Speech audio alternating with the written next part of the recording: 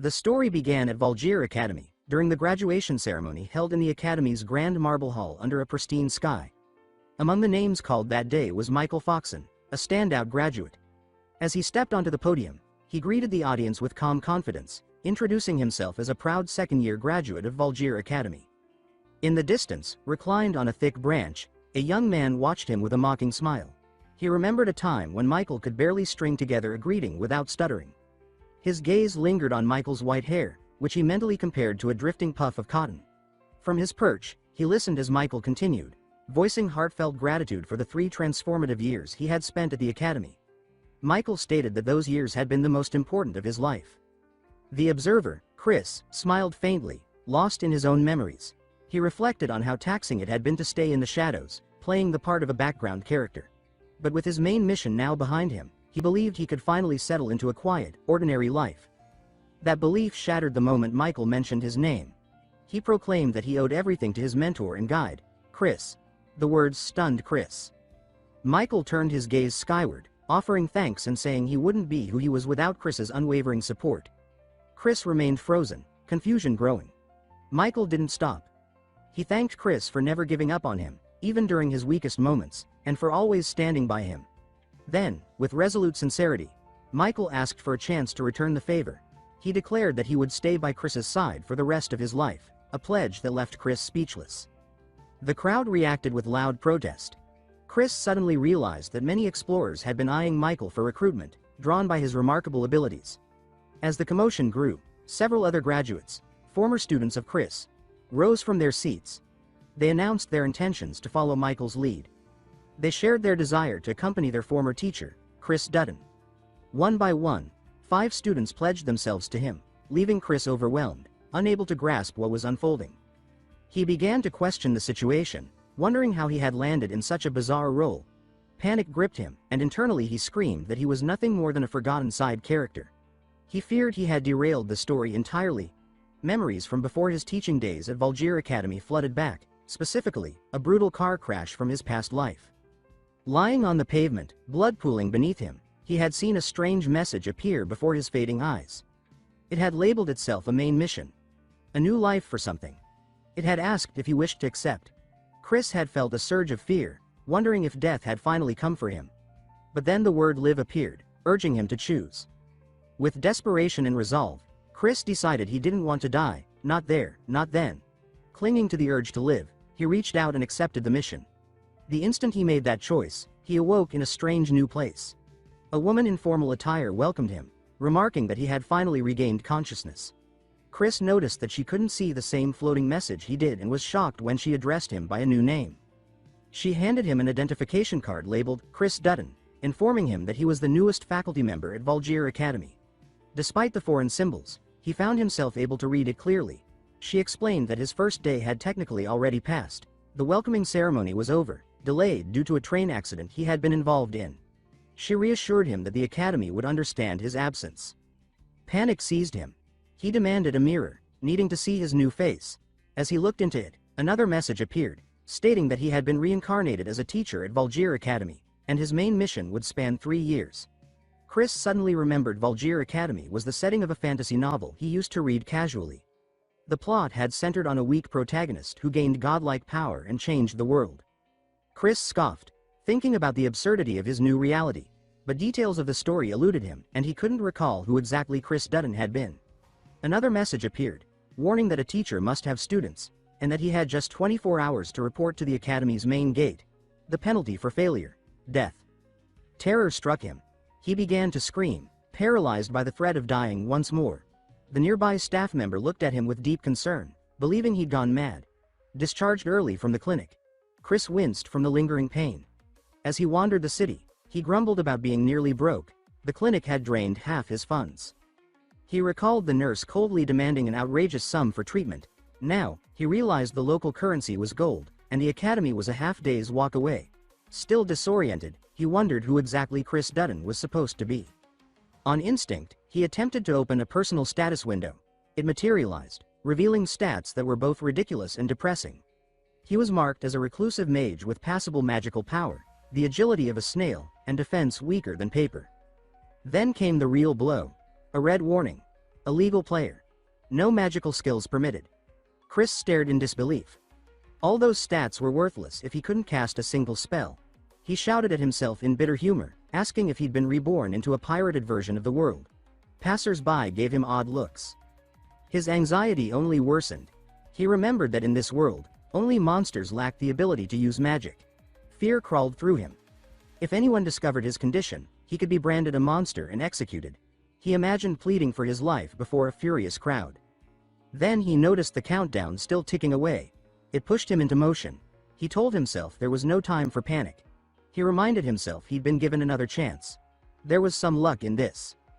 He had the cover story of a reclusive mage and experience from playing similar roles in online games. Recalling his gaming days, he clung to the praise he'd once earned for his role-playing skills. He resolved to fake it, to act like a mysterious powerhouse, hiding his flaws behind a mask of strength. At last, he reached the academy. A stone statue near the gate spoke, annoyed that the ceremony had ended a week prior and no one remained. But then it sensed a powerful presence approaching. The statue's awareness sharpened. It felt something beyond normal. The source was Chris Dutton. The statue registered the man's stark black hair, wild like a beast's mane, and his pale skin, almost glowing under the moonlight. His eyes were dark as night, and they burned with unspeakable emptiness. The aura he carried made the statue think of death in human form. Chris walked up, glared at the statue, and remarked coldly that a rock like it had no business guarding such a place. The statue snapped that he should identify himself and explain his purpose. Chris responded with authority, announcing that he was Chris Dutton, the new teacher, and ordered the gate to open. As he passed through, the pain and exhaustion overtook him. Out of sight, he collapsed, admitting how dire things truly were. Still, a flicker of relief came. He'd made it in time. He was alive. He began to think that this character he was pretending to be wasn't half bad. He decided to give this persona a name. The overpowered teacher with zero motivation. A man who looked lazy but wielded the strength of a battle-hardened warrior. The kind of character who could offer life-changing advice to the story's real hero. He recalled the backstory. This man had lost someone dear because of a mistake. It had broken him until the headmaster of Valgir Academy offered him salvation. Chris realized that the most vital element of this persona was the trauma, and the refusal to accept students. He mused about how the character would treat new recruits, dismissing them arrogantly, claiming they were unworthy of his teachings. Chris thought the plan fit perfectly. He'd make his students believe they had to become stronger if they ever wanted to witness his magic. That illusion of distance and superiority would give him the cover he needed. But before he could savor the brilliance of the idea, he noticed blood smeared across his hand. Alarm flooded his mind as dizziness and intense pain followed. The wound from the train accident had reopened. As if mocking him, a message window popped up, notifying him that he'd received the academy map as a reward. Rage surged within him. He didn't need a map. He needed healing. In his current state, even reaching the infirmary felt impossible. Helpless and trembling, Chris stood frozen when a student approached, concern etched across his face. The student asked if he was all right, pointing out the blood dripping from Chris's forehead. Chris's gaze locked on the strange symbol etched faintly across the student's cheek, and realization struck him. This wasn't just anyone. This was Michael Foxon, the original protagonist of the novel. Michael hadn't awakened his cursed power yet. His hair was still brown, and his presence was anything but commanding. He just looked like a scared, awkward student. Chris decided this was the moment to solidify his role. He'd play the cold, detached teacher who didn't concern himself with the weak. He questioned Michael harshly, demanding to know why he was loitering outside during lesson time. Michael responded nervously, explaining that he'd fallen behind in class and had been banned from the training grounds by his former teacher. Chris studied him, now understanding Michael's low status among the other students. He could barely manage a basic fireball. Still, Chris felt a twinge of irritation at how the boy had been treated. It wasn't right, but he couldn't show sympathy now. Michael unexpectedly apologized, his voice trembling and his eyes moistening. Chris hadn't even aimed his coldness at him directly, yet the boy looked ready to cry. Feeling awkward, Chris impatiently asked what class Michael belonged to. He needed to return him quickly. Things were starting to spiral. Then came another twist. A mission window materialized in front of Chris, blunt and merciless. He had less than 10 minutes to reach his classroom and begin his first lesson as the homeroom teacher of Class 10. Failure meant death. Despite the map now in his possession, Chris couldn't make heads or tails of the layout. Based on the context, he assumed Michael had to be from Class 10. Michael confirmed it nervously, saying he was a member of that very class. Chris ordered him sharply to lead the way. Michael hesitated but complied, his fear evident in every step. Chris eventually had to carry Michael most of the way. By the time they reached the classroom, Chris was barely holding himself together. Exhaustion screamed through every fiber of his body, but he forced himself to maintain his composure. Michael, on the other hand, collapsed immediately upon arrival, groaning in fatigue. His classmates jeered, mocking his dramatic entrance and telling him to sit down and stop causing a scene. Then Chris entered. The students stared, stunned by his appearance. Blood still streaked his face, and his dark aura filled the room like a thundercloud. Chris scanned the classroom with an expression of disdain. He declared that all of them were trash and openly criticized the headmaster, Valjeer, for the subpar quality of students he had been given. Whispers filled the room. Confusion and discomfort spread. One student, Nika Toot, raised his hand with smug confidence. As the top student in the class, he demanded to know who Chris was and questioned if he even had permission to be there. Chris responded smoothly, stating that his name was Chris Dutton. Recognition dawned on Nika's face. He remembered the rumors about the new teacher who'd been injured in a train accident. Before Nika could say more, Chris cut him off with a cold command to be silent. Internally, Chris cringed. His entrance had been an utter disaster. He just hoped it wouldn't be held against him. Realizing he had no choice, Chris knew the lesson had to start. He didn't have the luxury of pre-written scripts or insider knowledge like most reincarnated protagonists. Still, he moved forward. With no better option, he grabbed a piece of chalk and made a bold decision. He wrote one word on the board: self-study. The students were stunned. Their expressions shifted from disbelief to bewilderment. Chris had just started their first class with a self-study session. He could feel his face burning in embarrassment, but he kept his posture straight, leaning into the absurdity of the role he was playing. Then he pushed it further. He pretended to fall asleep right there, as if teaching them wasn't even worth the effort. The class sat in shocked silence. Chris, meanwhile, felt an odd satisfaction at his performance. He wondered, half-jokingly, if this even counted as a lesson. But his moment of triumph was shattered. A sharp voice rang through the room, scolding him for his ridiculous behavior. Panic surged in Chris's chest. The voice belonged to a girl, one he instantly recognized. Angelina Sharif stood tall, furious. She berated Chris for missing the opening ceremony and tarnishing the Academy's reputation. Chris knew who she was. The Ice Princess. A duke's daughter. A potential heroine candidate. She was elegant, powerful, and proud, and she declared her complete rejection of everything Chris represented. The other students, most of them nobles, began murmuring in agreement. Chris knew this could cause long-term problems. But he had already chosen his mask, and he wouldn't drop it now. He told Angelina coldly that if she didn't like being in his class, she could leave. She froze, stunned by his bluntness. Chris repeated himself, this time with even more anger. He warned her not to make him say it a third time. The room fell into a tense silence. Angelina's face flushed with fury. She responded bitterly that she had no intention of learning from someone like him. She said he wasn't even capable of keeping up with proper lessons and declared that she wouldn't waste her time on a worthless teacher. With that, Angelina stormed out. The classroom filled with whispers, surprised, nervous, and uncertain. Chris remained still, maintaining the cold expression on his face, even as uncertainty stirred beneath the surface. At that moment, Chris admitted to himself that this reaction was entirely expected. Most of the students were high-born nobles, raised on pride and entitlement, and he wondered how many would remain loyal to a teacher like him. Anxiety crept in as he considered the consequences of his harsh performance. He feared losing his job before it had even properly begun and silently placed his hopes on the Academy headmaster to back him up when the backlash inevitably arrived. Just then, a new message window flashed before his eyes, informing him that he had successfully completed the mission. The rewards included an Academy map and something called a monkey medal. The unexpected success brought a wave of relief. He scanned the classroom and noticed that nearly half the students had already walked out. The ones still seated were key characters: Michael, the protagonist, along with the top-ranking students and potential heroines. Chris quickly identified them: Dulcie, the sharp-eyed redhead with a fiery presence; Belle, the quiet girl known for her healing abilities.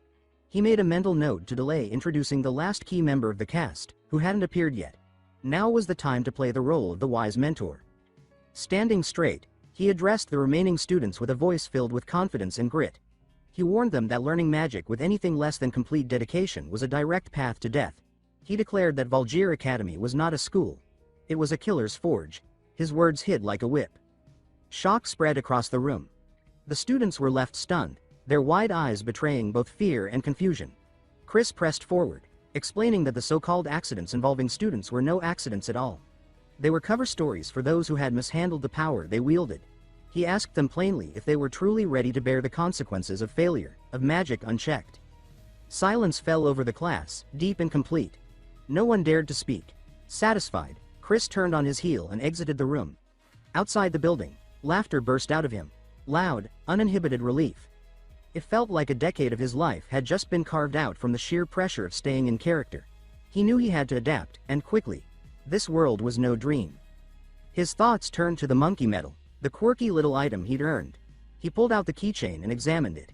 It was monkey-shaped, absurdly cute, and oddly impressive. He couldn't deny liking it, but he hesitated to put it on, afraid it might ruin the intimidating persona he was crafting. A message popped up asking for confirmation. Equipping the keychain would lock it in place for 5 minutes. Chris hesitated, then decided to see what it could do. As soon as he confirmed, another window appeared, informing him that his agility stat had increased from F to E. He exclaimed to himself that it was practically a cheat item. Chris quickly tucked the keychain under his shirt, relieved it wouldn't mess with his image. He was happy to gain a boost, especially one that might help him avoid a sword to the face. But before he could celebrate too long, a new notification arrived, with a strange caveat. It stated that every sentence he spoke would now automatically end with the word, Kai. Chris froze. Confused, he began muttering to himself and, to his horror, the bizarre suffix tagged itself to everything he said. Panic hit like a brick. He shouted in disbelief, asking if the game was implying he was a monkey, and raged that someone like him should never be cursed with this kind of speech. In the middle of his rant, a voice called to him. It was Angelina. She appeared behind him, surprised by the scene, and asked hesitantly if he was Professor Chris. He turned slowly, his expression composed, and asked why she was there. Angelina inwardly cursed herself for not casting a concealment spell. She had been caught while sneaking off to smoke a cigarette. Chris's piercing gaze froze her in place. She knew instantly that this was someone who didn't make exceptions, not even for nobles. Not even for the Sharif name. Chris instantly recalled what kind of character Angelina was. A cold, genius noble who placed all trust in her own strength and refused to rely on anyone. Angelina, in turn, found that his gaze struck deeper than she expected. It reminded her of painful memories, and it weakened her resolve. Chris approached her in silence, and his quiet advance made her nervous. She wondered if he was about to search her or prevent her escape. Unable to bear the pressure, Angelina confessed on the spot that she had been smoking and said she would accept whatever punishment he deemed appropriate. Inwardly, she hoped that Chris would declare her unfit to carry responsibility, that he would be the one to finally reject her, freeing her from the impossible burdens she carried as a noble heir. But instead, Chris did something entirely unexpected. He gently touched her forehead and, thanks to the keychain, called her a pitiful little girl, ending his sentence with, Kai. Angelina was confused and asked what he meant by that. In that moment, Chris felt a wave of empathy for her. He recognized the familiar mask she wore, rebellious actions to hide deeper pain. He remembered someone he had once failed, someone he had held in grief and guilt, and reminded himself that no power could erase the past. Angelina, stunned by the tenderness of his words, felt something shift. It wasn't pity that touched her, but understanding. Then she noticed the monkey keychain peeking from under Chris's shirt. She concluded that he must have received it from someone important. She apologized to him silently for stirring painful memories, for behaving like a foolish child. Chris, meanwhile, wondered nervously if she had noticed the Kai tick in his speech. Angelina returned to the classroom, leaving Chris to his thoughts. Inside, Belle asked her where she'd gone, but Angelina simply replied that she had been thinking about Professor Chris. Back in the classroom, Nika Toot was visibly excited. He declared that with only 5 students left, himself, Michael, Dulcie, Belle, and Angelina, Class 10 was now an elite unit. Dulcie, with her usual sass, remarked that the others had run off like cowards and said she wanted to show them what real strength looked like. Her teasing clearly targeted Michael, whose red cheeks betrayed his embarrassment. Chris noted this dynamic with dry amusement, mentally dubbing Dulcie the mischievous type of heroine. Belle intervened, lightly scolding Dulcie and reminding Michael to focus. She turned to Chris and politely asked what the lesson plan was for the day. Chris paused, then realized he couldn't stall anymore. He told them, with a serious tone, that today's class would be a field training session. A message suddenly popped up, outlining a new mission. Class 10 had to travel to Vanet's Plains and defeat 50 monsters within 24 hours. The classroom faded from view as a massive magic circle ignited beneath their feet. The light engulfed them all. In a flash, the scenery shifted. They stood in the vast beauty of Vanet's Plains. The students stared in awe at the sudden teleportation, marveling at the magic. Nika burst into praise, saying Chris had mastered spatial magic even before they had received their official weapons. But Chris stood stiff, confused. The teleportation hadn't been his doing, and he had no idea who had activated it. Just moments earlier, they had been inside the classroom. Now they stood under the open sky of the Vanet's Plains, the sudden shift in scenery leaving the students disoriented. Dulcie, ever observant, pointed out a strange shadow flickering above Professor Chris's head. She asked how such an advanced magical transport could have happened, especially since no one among them had the ability to cast it. Chris immediately sensed something was wrong. This hadn't been part of the mission briefing. The teleportation hadn't come from him. It had been triggered by someone or something else. As the realization struck, a cold shiver crawled down his spine. That's when it appeared. A horned rabbit, towering, monstrous, and completely unnatural, emerged with a terrifying roar. A system notification confirmed Chris's fear. They had been summoned here by an unidentified third party. Dulcie and Angelina cried out, warning Chris of the monster looming right behind him. Terror clenched Chris's chest. For a split second, he wondered if this was the end, if he was truly going to die here, overwhelmed before even starting. There were still 50 monsters to defeat, and now this monstrous creature was practically breathing down his neck. But Chris steadied himself. He reminded himself that he wasn't just Chris, panicked newcomer to a fantasy world. He was playing the role of Chris Dutton, powerful, composed, and dangerous. He asked himself what that version of him would do, and the answer came instantly. Chris Dutton would treat this as a training opportunity, nothing more. A test. A sharpening stone for his students' resolve. With that, he barked a commanding question to the students, asking if they had forgotten why they came here. His voice snapped them into motion. Angelina responded with disbelief, saying it was reckless to treat this scenario like a drill. But Nika, always the eager achiever, stepped in and interpreted Chris's behavior as brilliance. He confidently declared that, naturally, Professor Chris would handle the giant monster on his own, and the students only needed to take care of the smaller enemies. Chris felt an enormous weight lift off his shoulders. Nika had unknowingly covered for him. Angelina, still skeptical but unwilling to show hesitation, put her trust in Chris's supposed plan. She began casting a high-tier spell, channeling her ice spear with sharp precision before charging at the encroaching monsters. Belle quickly claimed the role of support, assuring everyone she'd heal the wounded. Michael, despite his trembling hands, focused on building up his magical energy. He whispered to himself that he had to succeed, just once. Together, the group pushed back. Blow by blow, spell after spell, they managed to defeat all 50 of the smaller monsters. Chris watched them with genuine admiration. He quietly acknowledged that this was exactly what he expected from story protagonists and their destined companions. Then he turned back, and there it was. The horned rabbit still stood, its massive frame casting a shadow across the battlefield, eyes gleaming with primal hunger. Chris's blood went cold. He stood face to face with it, smiling nervously even as panic roared inside his chest. He thought, almost comically, that passing out before the pain hit might have been the better route. But he shook that thought off. There was no giving up. If he failed here, death would come for real. And if he had to die, then it would be after putting up a damn good fight. Meanwhile, Michael was still locked in battle with the smaller creatures. Then he turned, and saw Chris alone, facing the giant beast. His heart dropped. A scream tore from his throat as he realized that Chris was in real danger. He ran toward him, shouting that the situation was impossible. His mind spiraled into memories, loss, failure, guilt. Michael believed that once again, someone was dying because of him. Tears streamed down his face as he blamed himself for being too weak to save anyone. He reached out, asking aloud if this was truly his fault. Belle tried to stop him, warning that getting closer was suicide, but Michael shouted that the teacher was still alive. Belle's voice softened with sorrow as she said it was already too late. She added that Chris had likely sacrificed himself to save them, that the monster was full now and slowing down. Michael refused to accept it. He clutched Belle's arms desperately, insisting she could heal Chris. But Belle could only apologize. Her magic couldn't undo death. The world blurred as Michael broke down, memories consuming him. He remembered a moment with Chris, not long ago, when he had asked the teacher to help him grow stronger. He had admitted he had no right to ask, but begged anyway, saying he wanted the strength to take responsibility and stop running away. Chris had looked at him with calm conviction and told him that he would become strong. In that moment, Michael had felt hope. Chris was the only one who had ever truly believed in him.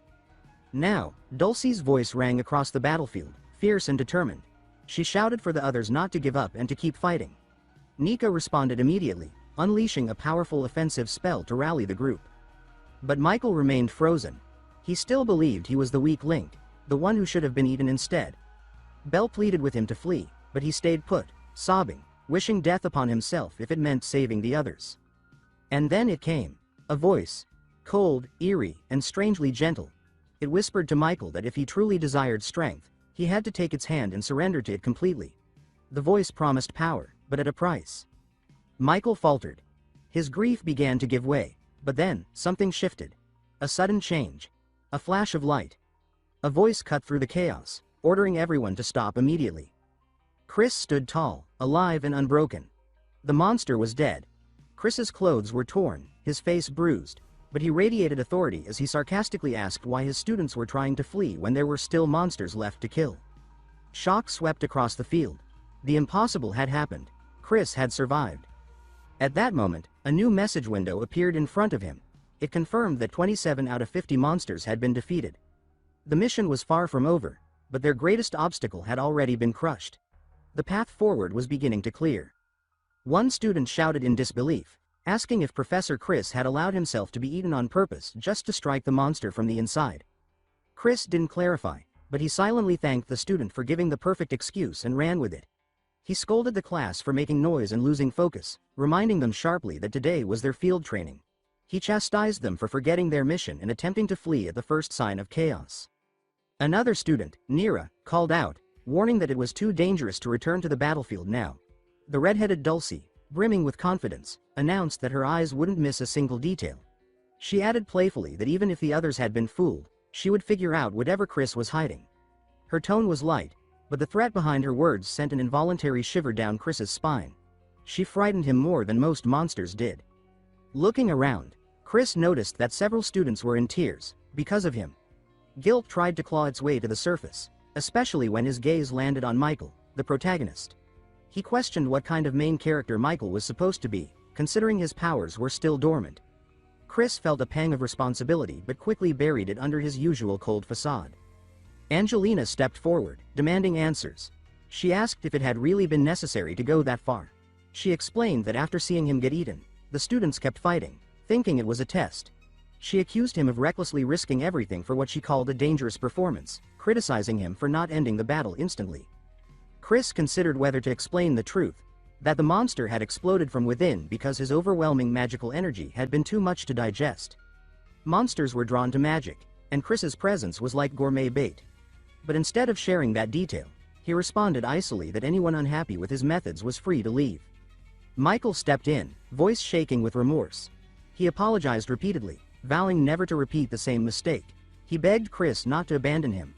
Chris felt that same guilt rise again, but he kept his expression stern. Chris then explained to the class that in this world, magic power determined survival. He told them that monsters were born with minimal magic and needed to absorb it from others to grow stronger. He revealed that his own magical output was so high that to monsters, he was like premium foie gras topped with caviar. Irresistible. He likened it to trying to stuff a watermelon into a tiny sack. The monster simply couldn't take it. As he surveyed the battlefield, Chris realized that with the boss monster down, the smaller enemies would now rush them. But he was impressed to see his students already fighting in flawless coordination. He admitted inwardly that they seemed in perfect sync, even without his instruction. At the very least, he thought, he should be able to protect himself. He equipped the monkey keychain again, knowing it would boost his agility. The upgrade raised his rank from F, what he called, snail, to E, or big bro snail. It wasn't spectacular, but it might help him dodge something lethal. Just as he adjusted the keychain, a monster lunged at him. He ducked back just in time, barely dodging the deadly strike. Michael cried out, asking if the professor was all right, then fired off a blast to take down the attacker. Chris exhaled sharply, thinking that if he were still F rank in agility, he'd be missing half his cheek right now. He told himself that he wasn't completely helpless, not yet. Dulcie looked over and mocked him, asking if he was really okay. then apologized with a smirk, claiming she must have let one slip by. Another student echoed the apology and promised to train harder. Chris shrugged it off, watching as the students regrouped and prepared to push forward with the mission. Their morale was battered, but their determination had hardened. Then, the atmosphere shifted. A mysterious figure appeared atop a dragon, observing them with an unsettling calm. He exclaimed that he had considered the possibility, but now that he'd seen it for himself, it really was Chris. Chris narrowed his eyes and muttered under his breath, confused. He didn't recognize the man, but everything about his entrance screamed, mastermind. Then a more alarming thought struck him. Was this the one who had teleported them to the plains? The figure, blindfolded and wrapped in bandages, stepped down and addressed Chris with a chilling familiarity. He said that he had waited a long time to see him. Chris, still silent, wondered why the man had removed his hood so casually if he was trying to hide his identity. He speculated on their connection and noted with unease that the man was staring at him with an intensity that felt emotional. Chris thought that his expression resembled the gaze of a love-struck maiden, and the realization made him cringe. Noticing the strange glances his students were casting him, Chris grimaced. He told them silently that they were completely wrong. He had no idea who this guy was. The man asked if Chris wasn't happy to see him. He then added, with a teasing smile, that if Chris was still upset about the past, he was sorry. Chris didn't respond, his expression unreadable, but inside he was spiraling. He had no memories of what the previous Chris had been through. Still, he told himself that he had to keep playing the role, no matter what. Michael called out, but when the students caught sight of Chris's eyes, they froze. The look in them was colder and more cautious than they had ever seen. One whispered that this man must be incredibly dangerous, for Professor Chris to appear that guarded. Chris observed the stranger more carefully.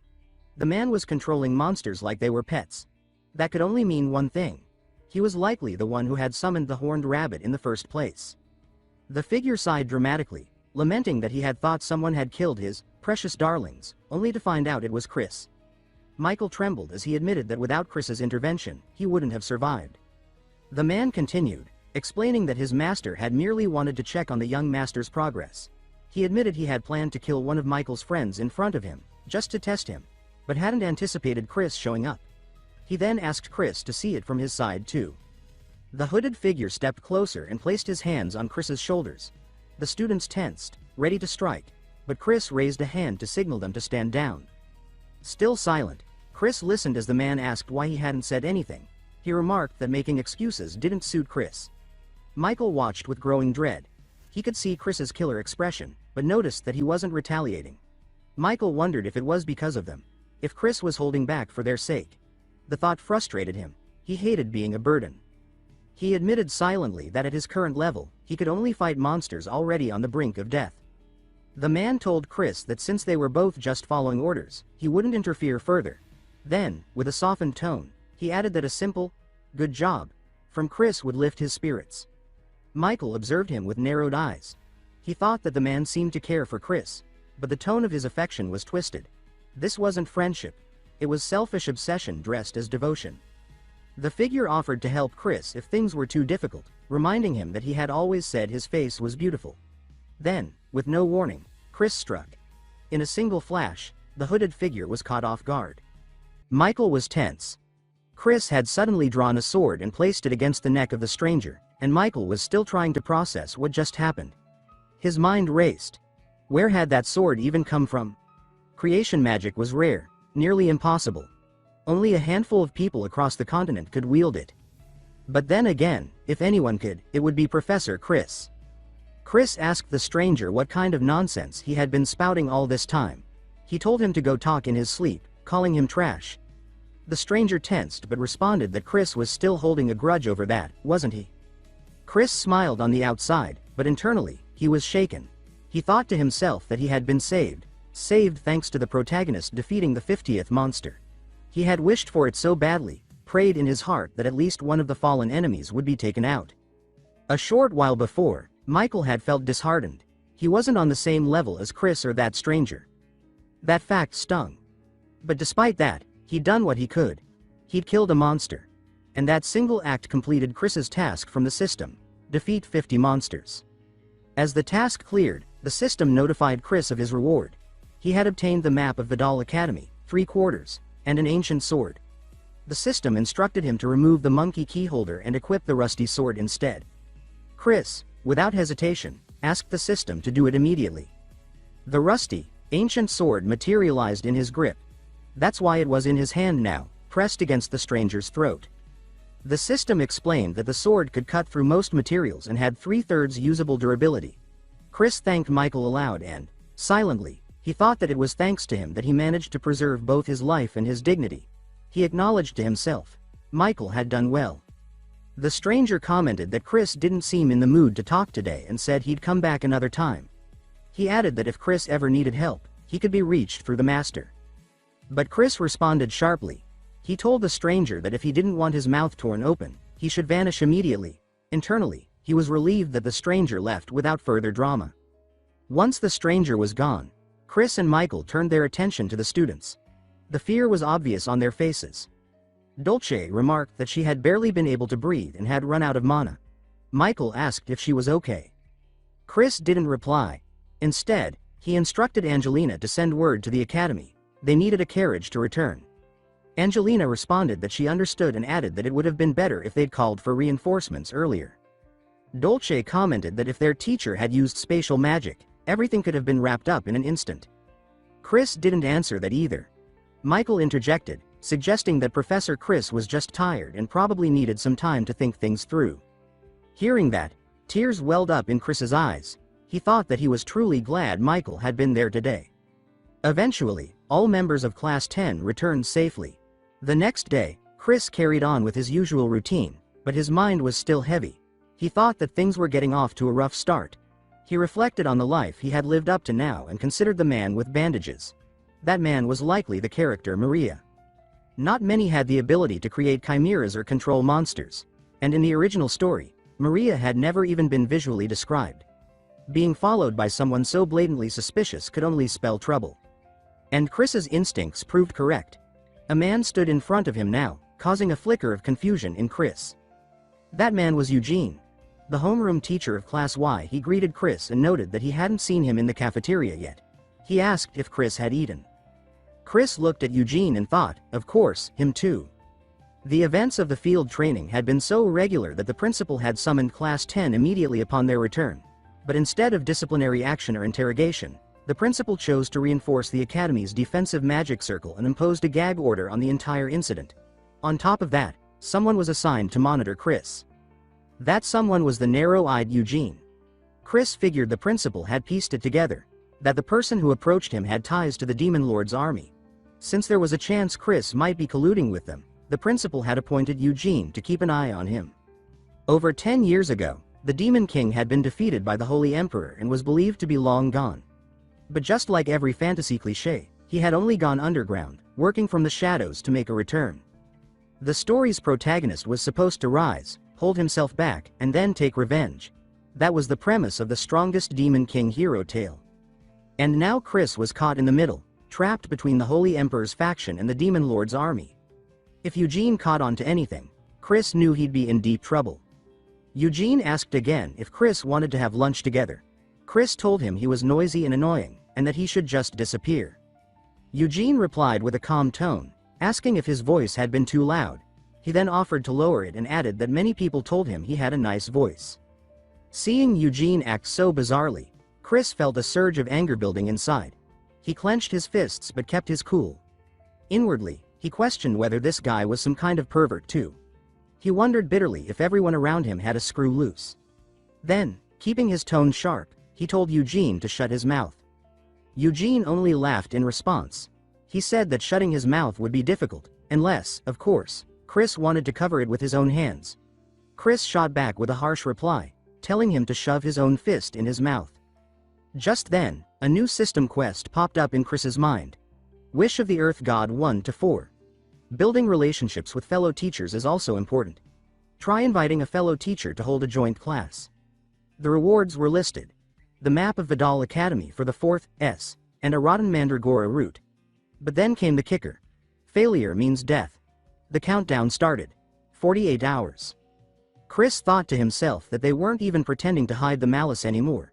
Do it or die had basically become the system's default setting. Left with no choice, he figured he'd have to use Eugene somehow. Eugene was, after all, the homeroom teacher of Class Y. The class that absorbed the most transfer students from Class 10. Still, he wondered how to propose something like a joint class without breaking character. He wasn't the friendly type. Certainly not a tsundere. Then it clicked. The quest only required the joint class. It didn't say they had to become friends. With that in mind, Chris addressed Eugene seriously. He said that because of him, he had wasted 5 minutes of his life. He added that while he would love to make him pay for that right now, he hoped his master would learn to love more things. And if that happened, that child would end up sad. Even as he said it, Chris cringed inside. He admitted to himself that even though he made this backstory, it was unbearably embarrassing. He pushed through and continued. He said that if Eugene was that desperate to get close to him, then they should have a match. His words were clear. The trash that Eugene was teaching versus the scum he had raised. They would see who was better. As he said it, Chris thought to himself that Eugene wouldn't refuse. He was under orders from the principal to get close and extract useful information. Eugene asked if Chris meant a match between their students. Chris confirmed, saying that if he won, Eugene should never show his face again. Eugene took a moment, then agreed. With a smile, he added that Chris had surprisingly fun ideas. Then, almost as an afterthought, he said that if he won, Chris would have to treat him to a meal. Chris, confused, wondered why Eugene was so obsessed with food. It didn't make sense. But out loud, he replied that there was no chance he would lose. Eugene agreed, saying it all sounded like fun. Then he asked when they should do it. Chris said the match would be held tomorrow afternoon. Eugene acknowledged the time and told him he'd see him then. As Chris turned away and walked off, he thought that the result didn't really matter. The only thing that counted was completing the quest by holding a joint class. But truthfully, with the kind of overachieving nerds in Class 10, he didn't think they would lose anyway. Unbeknownst to them, someone had been eavesdropping. That someone was Nika. Nika had heard the entire exchange and asked with excitement if Chris was having them compete against another class because he believed in them. The academy quickly caught fire with rumors. Whispers filled corridors, growing louder by the second. Students were buzzing. Had anyone heard? Class 10 and Class Y were going head to head. Curiosity spread like wildfire. People muttered in awe. Wasn't Class 10 the class where half the students tried to quit on day one? Where even making eye contact with the teacher was considered dangerous? Then came the real piece of gossip. The one that made jaws drop across campus. It wasn't just about student pride or class rankings. Professor Eugene's date was on the line. Meanwhile, Nika burst into his classroom like a whirlwind, slamming the door open with a dramatic crash. He asked loudly if everyone was already there. Inside, his 4 closest classmates looked up, startled. Dolce lounged at her desk, yawning. She said that she only came because he called it an emergency. She asked what was going on. Angelina, spinning a lock of her ice blue hair between her fingers, let out a sigh. She said she had dinner plans, so whatever it was had better be quick. Nika flashed a grin. He told them they were going up against Class Y. Angelina shrugged and said the teacher had already mentioned it but wondered aloud if there was more to it. Leaning in with exaggerated secrecy, Nika dropped the real bomb. He said that if they lost, Professor Chris would have to go on a date with Eugene. The room went completely still. Eyes widened, mouths dropped open. Dolce nearly choked, asking if he was serious. Angelina laughed in disbelief, asking if he had misheard or was just imagining things. Nika crossed his arms and declared proudly that he was a tot, and tots don't lie. He said he overheard them himself. They were definitely talking about it. Even Michael, who rarely said anything, perked up at that. He asked if it was really a date with their teacher. Dolce chimed in with a teasing grin, suggesting that technically, eating out with someone of the opposite sex counted as a date. She added that it was the first time anyone had heard of Professor Eugene doing something like that. Angelina agreed, saying she always thought of him as more of a lone wolf. Nika then added with dramatic flair that Professor Chris had totally snapped. He recounted how Chris had declared that if Class 10 won, Eugene was never to show his face again. Nika's eyes lit up with fire as he declared that if Professor Eugene believed in them, then they had no choice but to give it everything they had. He emphasized that losing simply wasn't an option. They had to win and make their professor proud. Despite the seriousness of his tone, he admitted he was also just a little curious about the whole date situation. Still, he insisted, there was no way they could allow themselves to lose to Class Y. They couldn't let their professor down. Angelina panicked at the sight of Michael's fists, which had started to spark with magical energy. She pointed it out with alarm and told him to calm down before he accidentally set something on fire. Meanwhile, Professor Chris stood silently at the edge of the training ground, watching as students from both classes gathered. He sighed heavily, his thoughts trailing toward the absurdity of the situation. This whole date rumor had gotten way too far out of control. Across from him, Professor Eugene approached with his ever-neutral expression. Chris observed the disparity in their class sizes with visible irritation. He mentally noted how uneven it all looked.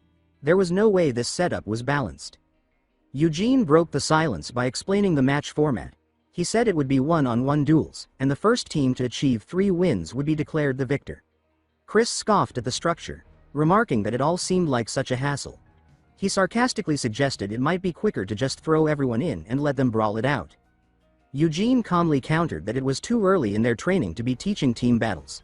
Chris raised a brow at that, thinking about how his students had already performed combo attacks like it was second nature. That main character buff really was something else.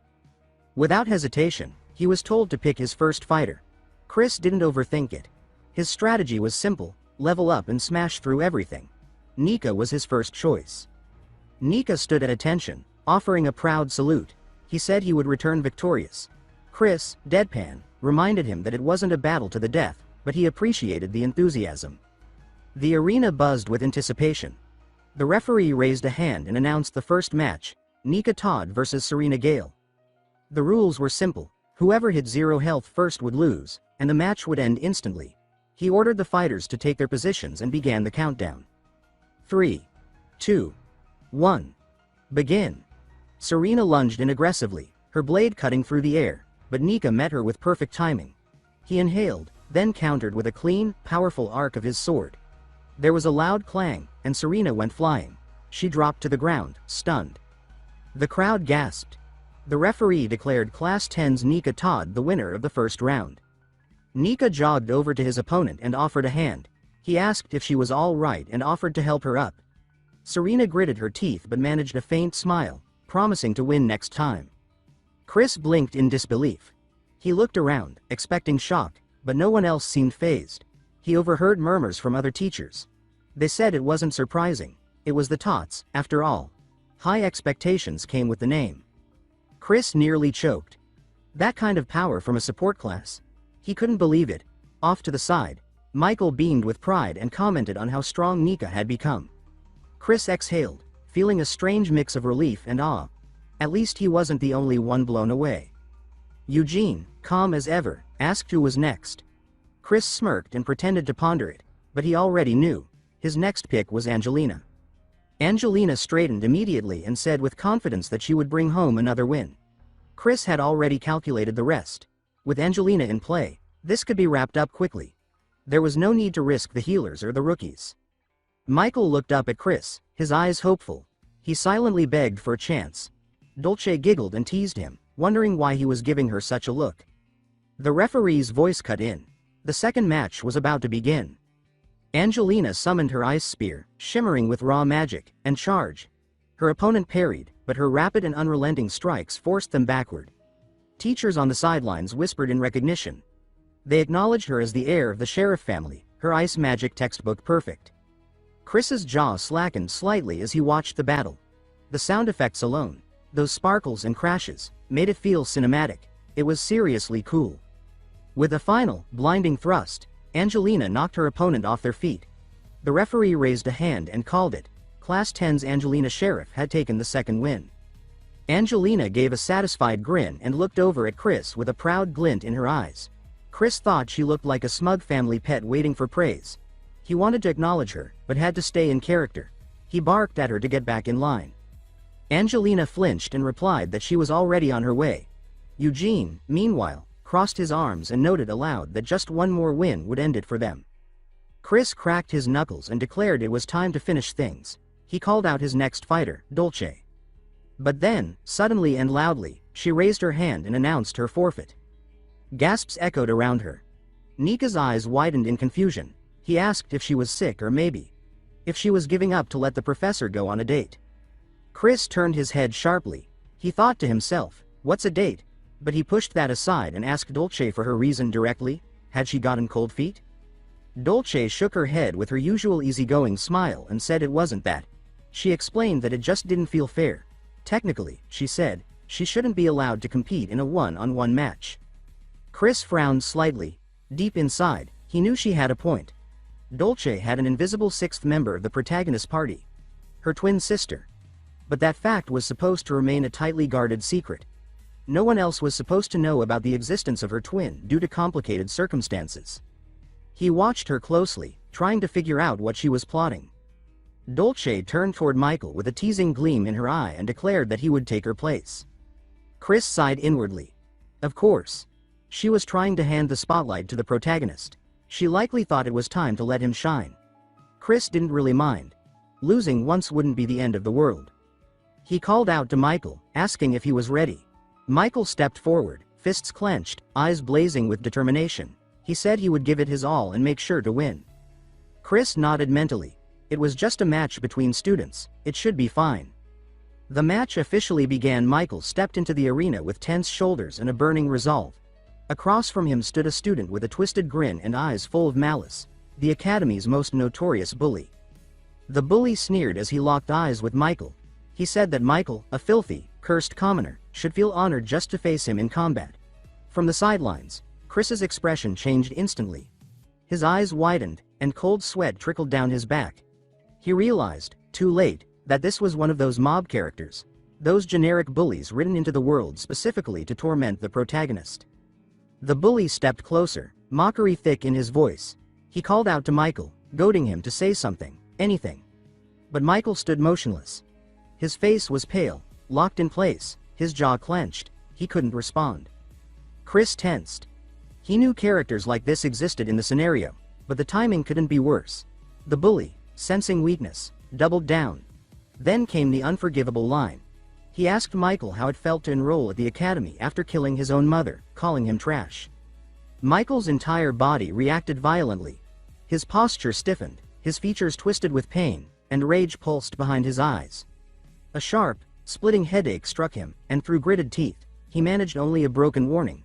He told the bully not to say that. Chris's heart pounded in his chest. He recognized the signs instantly. This wasn't just a spike in magic power. This was something else entirely. This was the aftermath of the incomplete awakening from before. Whatever it was, it had left Michael dangerously unstable. Chris's gut twisted. He thought frantically, this was bad. This was a berserk transformation.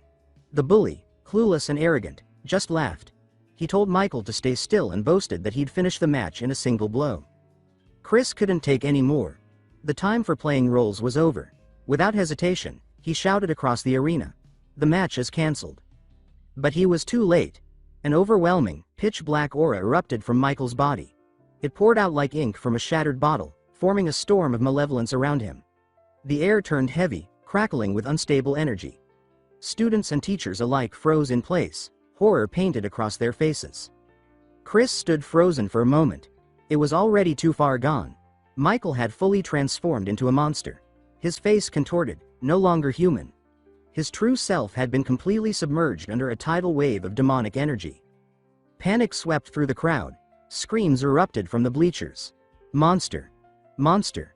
Students shrieked and scrambled for the exits. The bully who had just moments earlier taunted him now trembled, eyes wide with terror.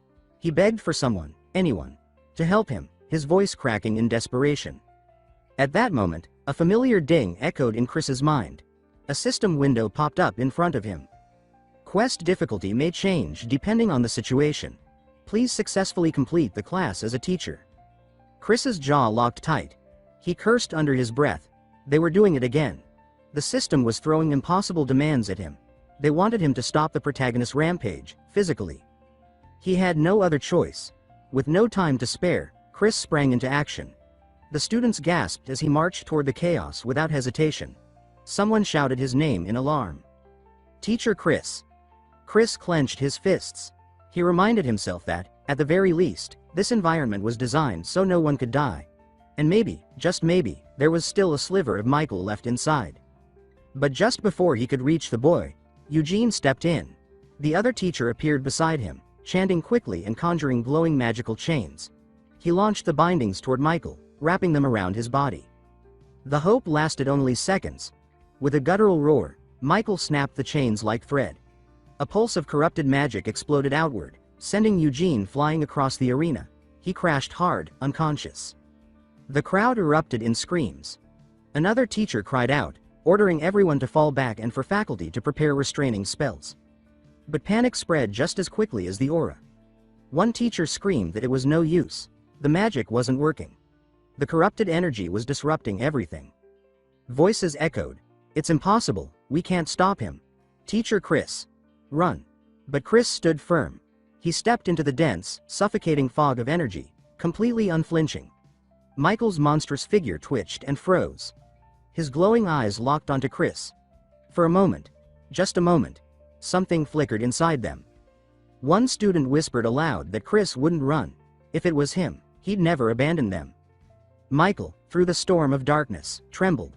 His voice, weak and cracked, managed to form a plea. He begged Chris to run. He told him to get away, to save himself. Chris took a slow breath. His hands were shaking, but he buried the fear. He couldn't afford to break character now. Not when Michael was still reachable. He stepped forward and stared directly into his monstrous gaze. Michael stiffened, his body trembling again, but this time with hesitation. In a blink, Chris launched a kick into Michael's knee, knocking him off balance. As he fell forward, Chris caught him by the collar and yanked him close, his eyes burning with intensity. His voice cut through the fog, cold and absolute. Is this the strength you wanted? He told him that no matter what kind of fate he carried, if he truly resolved himself, he could become strong. That was why he had said it, because Michael had the power to change. But if he chose this path, there wouldn't be another chance. He stared into him. Come back. The words struck like a bell in Michael's soul. The demonic fog faltered. His monstrous aura flickered, then dimmed. The pressure in the air began to lessen. Come back, Michael. His eyes quivered. Slowly, painfully, his body began to settle. The real Michael reemerged, tired, broken, but still there. Chris walked away from Michael, keeping a steady pace until the crowd was far behind him. Once he reached a quiet spot, safely out of sight, he clenched his teeth and screamed inwardly in pain.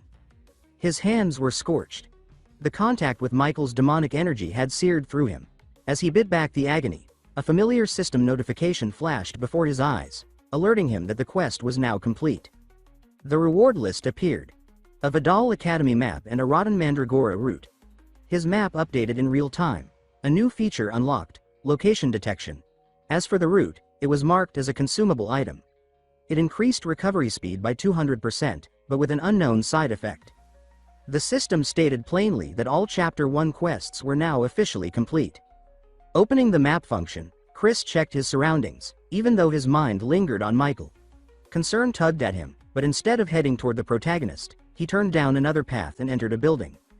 Inside, he moved quietly, sneaking past the corridors. He told himself that hiding like this didn't match his character setting at all, but it was as if some trauma had triggered this habit. Perhaps the lingering fear of losing another disciple was to blame. Suddenly, a voice broke through the silence. The voice said that they knew Chris would come. It was Eugene. As Chris looked up, he saw Eugene sitting up on a bed, his chest heavily bandaged. Eugene remarked that Chris was truly a good person and invited him in. Chris thought immediately that Eugene had sharp instincts. Chris admitted aloud that what he had done earlier was foolish. Eugene responded with a laugh and said that he had figured that much out. Chris thought back to that moment. Eugene had jumped in without using any protective magic. He wondered if it was raw courage, or just plain stupidity. Eugene, still smiling brightly, explained that he had been confident he wouldn't die. If it meant owing a favor to the master, then it was a cheap price to pay in his view. Chris, gritting his teeth, cursed him inwardly. Eugene then asked about the bet. He wanted to know the outcome. If it came down to match wins, then Class 10 had clearly triumphed. Chris confirmed with cool indifference that Eugene had lost. Eugene grinned and declared that to celebrate Chris's win, he would treat him. Chris made a face of pure disgust and pointed out that Eugene was skipping the premise. Eugene laughed and claimed that he must have hit his head because he didn't remember things clearly. Chris turned his back and began to leave, saying that this was strictly a personal invitation. If Eugene really wanted to contact him, he was free to do so anytime. Behind him, Eugene squealed dramatically that he couldn't handle this kind of tsundere behavior. Once outside the room, Chris's cool facade collapsed. Panic hit him like a wave. He began questioning what had just happened. What was going on? Since when did this game have a dating element? He barely had time to think when a new system notification appeared, announcing that starting from Chapter 2, the story would branch depending on player choices. A new tab had unlocked. The route selection screen. 3 options blinked before him: Demon Lord route, Holy Emperor route, and the ominously titled Do Not Choose route. He raised an eyebrow and wondered what kind of twisted logic lay behind that last one. Also, why were there heart icons next to each choice? For now, he tapped to view the explanation behind each route. First, he selected the Demon Lord route. The system informed him that in this route, he had infiltrated Vidal Academy as a spy for the Demon Lord. His objective was to lure Michael Foxon to the demon's side and conquer the world. Individuals aligned with the demon side would become friendly, while those allied with the Holy Emperor would turn hostile. Next, he clicked on the Holy Emperor route. This one stated that Chris had betrayed the Demon Lord and decided to cultivate heroes within the Academy. His goal was to secure Michael's loyalty to the Holy Emperor and prevent the demon's resurrection. Demon-affiliated characters would become hostile, while the Holy Emperor's allies would treat him more favorably. Chris thought to himself that if he followed this path, he'd have to train Michael as a Holy Knight. Then he selected the Do Not Choose route.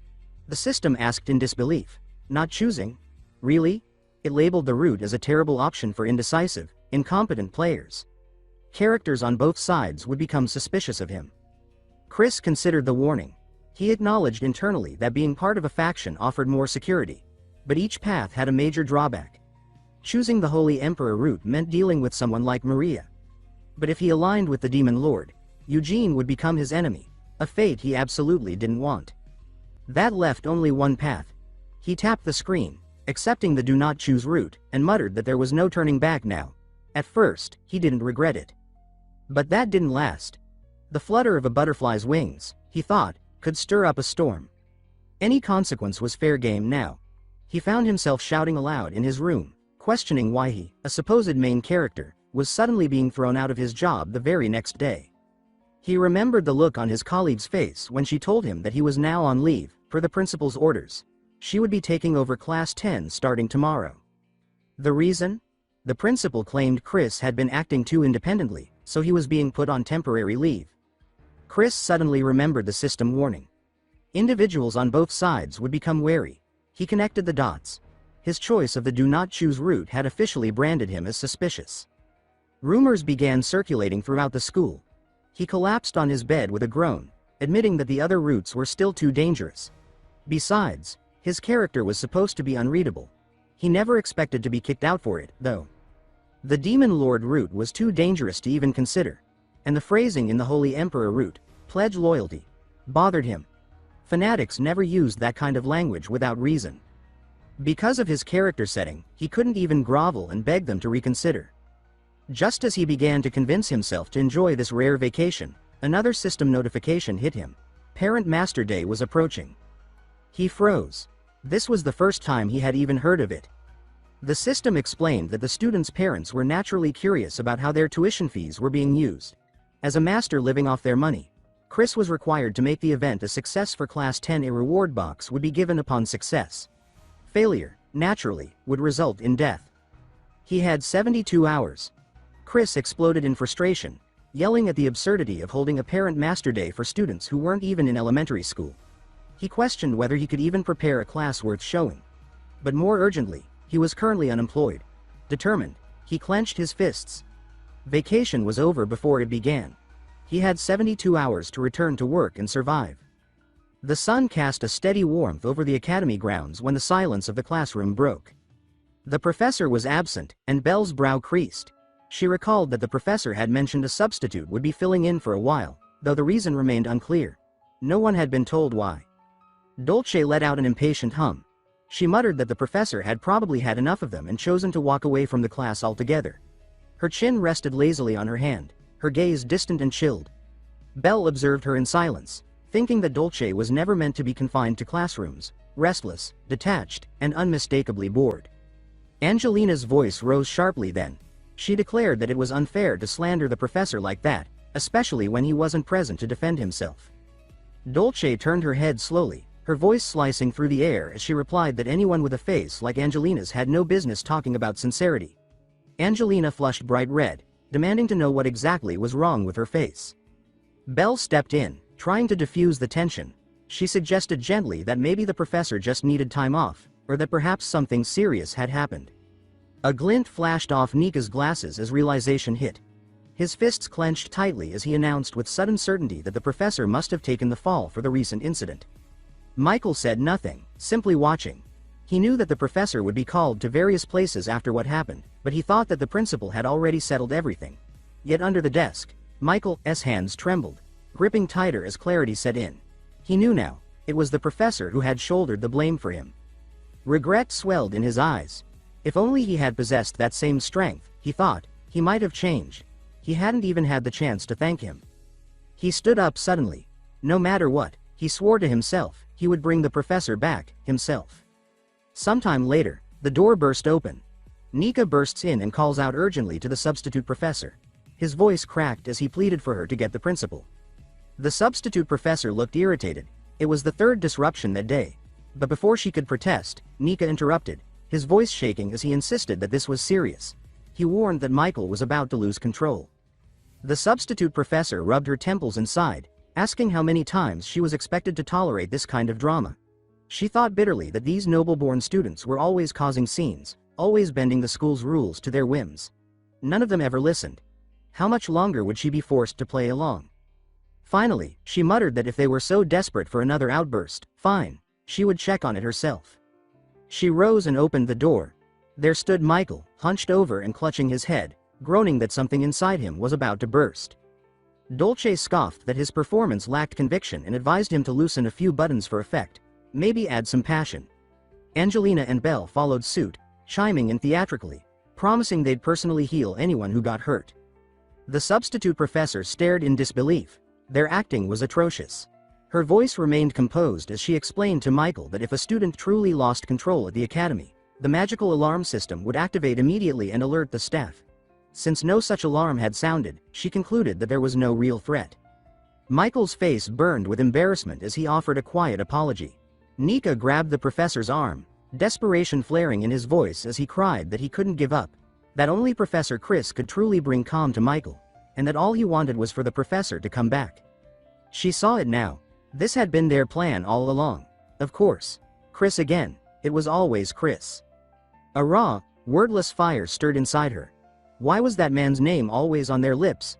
What made him so irreplaceable? That crude, volatile man. What power did he hold over everyone? The substitute professor turned her gaze away, reminding herself that she only needed to survive until the public lecture was over.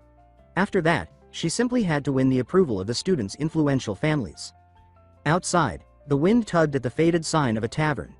The Digging Tavern, the paint red, half-peeled, barely clinging to the wood. Inside, the bartender poured cheap liquor into chipped clay cups, casting occasional glances at the solitary figure at the bar. In 50 years of running this place, he thought, he had never seen anyone like that man. 3 hours had passed, and the stranger hadn't moved. His dark reflection floated in the liquor's surface. The air inside thickened like smoke. Not a single other customer dared enter. It was as if the man's very presence was enough to choke the life out of the room. The bartender tried to name the feeling that clung to his skin. Was this dread? Pressure? What kind of creature could carry such weight? Then, from beneath the shadowed cloak, the man's crimson eyes opened, slowly, deliberately. The bartender froze. He wondered if he had just served liquor to a demon king in exile. A single drop of red liquid fell to the floor and spread like a bloodstain. The bartender's stomach dropped. Is this how my tavern ends? The door creaked open. A gust of air swept in. The bartender startled, whispering in disbelief that it couldn't be. He forced a smile and turned to greet the newcomer, but the smile faltered. His face drained of color. Standing in the doorway was a tall man with long blue hair, his posture stately, his aura unmistakably noble. It was Duke Seraph, Angelina's father. The bartender stammered the Duke's name, unable to hide his shock. A boy with bright orange hair tugged at the Duke's sleeve, muttering that he had warned him not to take off the hood. Then a woman entered. Her stride was confident, her eyes sharp. Natasha Tot, Nika's mother. She glanced at the bartender and commented that the poor man looked so spooked he couldn't even speak. The bartender nearly blacked out. How could someone talk like that to a duke? The duke gave her a sidelong look and remarked that he didn't recall ever attempting to seduce anyone. Natasha laughed lightly and said that no one had accused him of that, but it was nice to hear he acknowledged he was handsome. Next came a red-haired man in glasses. He moved stiffly, with the weariness of someone unused to standing for long. Henry Bright, Dolce's father. He commented flatly that perhaps they should find a room before his legs gave out. Henry approached the counter, and the bartender nearly sighed in relief. At last, someone who seemed sane. Henry dropped 3 gleaming magic crystals onto the bar and said they needed 3 rooms, asking if that would cover the cost. He added that he'd been locked up for 80 years and wasn't up to date on prices. The bartender's jaw fell open. One of those crystals could buy the entire street. He had just laid down 3. Then something else hit him. Did he say 80 years? Natasha's brow furrowed. She asked what that was supposed to mean, then turned to Henry and said there was something about him she had always wondered. Her hand moved without warning, fluid as water. In one smooth motion, her blade was drawn, and the tip pressed against the back of Chris, who was still seated at the bar. Her voice was cold as she said that his killing intent had been leaking ever since they entered. She asked if he had business with them. Chris raised his glass, unmoved. But before it reached his lips, the blade appeared, sharper, swifter. Chris's low voice echoed through the tavern. He warned that if she didn't back off, he'd crush her skull. Natasha chuckled, amused. She said she was simply curious. Which of them would lose their head first? They stood locked in place, the tavern frozen around them. Her blade hovered near his throat. Chris's hand shook, still holding the bottle. He thought to himself that none of this made any sense. All he had done was come downstairs to escape a cockroach. He was sick of the ticking clock in his room and just wanted a quiet drink. Then came the bartender's cheerful welcome, followed by them, Seraph, Tot, and Bright. The Duke of the Knights. The head of the Mage Tower. Why were they here? Then a terrifying word blazed through his mind, parent meeting. No way. His stomach twisted. This is too sudden. I'm not ready. They won't recognize me, right? He had stayed in the corner, hoping to vanish into it like a roach. If he kept quiet, maybe they'd leave. But life never let him off easy. Natasha's gaze returned to him. She said his killing intent was still rising, and his presence alone was suffocating. Chris didn't blink. He knew, if he looked away, he'd be dead. This wasn't just anyone. This was Natasha Tot, famed Red Knight, mother of an honors student, and one of the kingdom's most elite warriors. Her eyes dropped to the sword at his hip. She asked why he hadn't drawn it. Was it just for decoration? Chris panicked. When did she notice my sword? That blade could only be drawn 3 times in total. He couldn't afford to waste one now. Then it clicked. She was a knight. If he didn't strike first, she wouldn't either. Thank the gods he hadn't acted on impulse. Let's keep it simple. He told her that this wine's better than anything in the Red Kingdom. He stayed still, calculating before continuing to say that if he drew his sword now, this entire block would be gone. He said grimly that then no one will ever taste this wine again. Which would be a waste. He took a slow sip and mused that if the bartender kept charging so little for this, he'd go broke by next week. Natasha broke into laughter. She said it was ridiculous. That in a moment like this, he was actually worried about the tavern's future.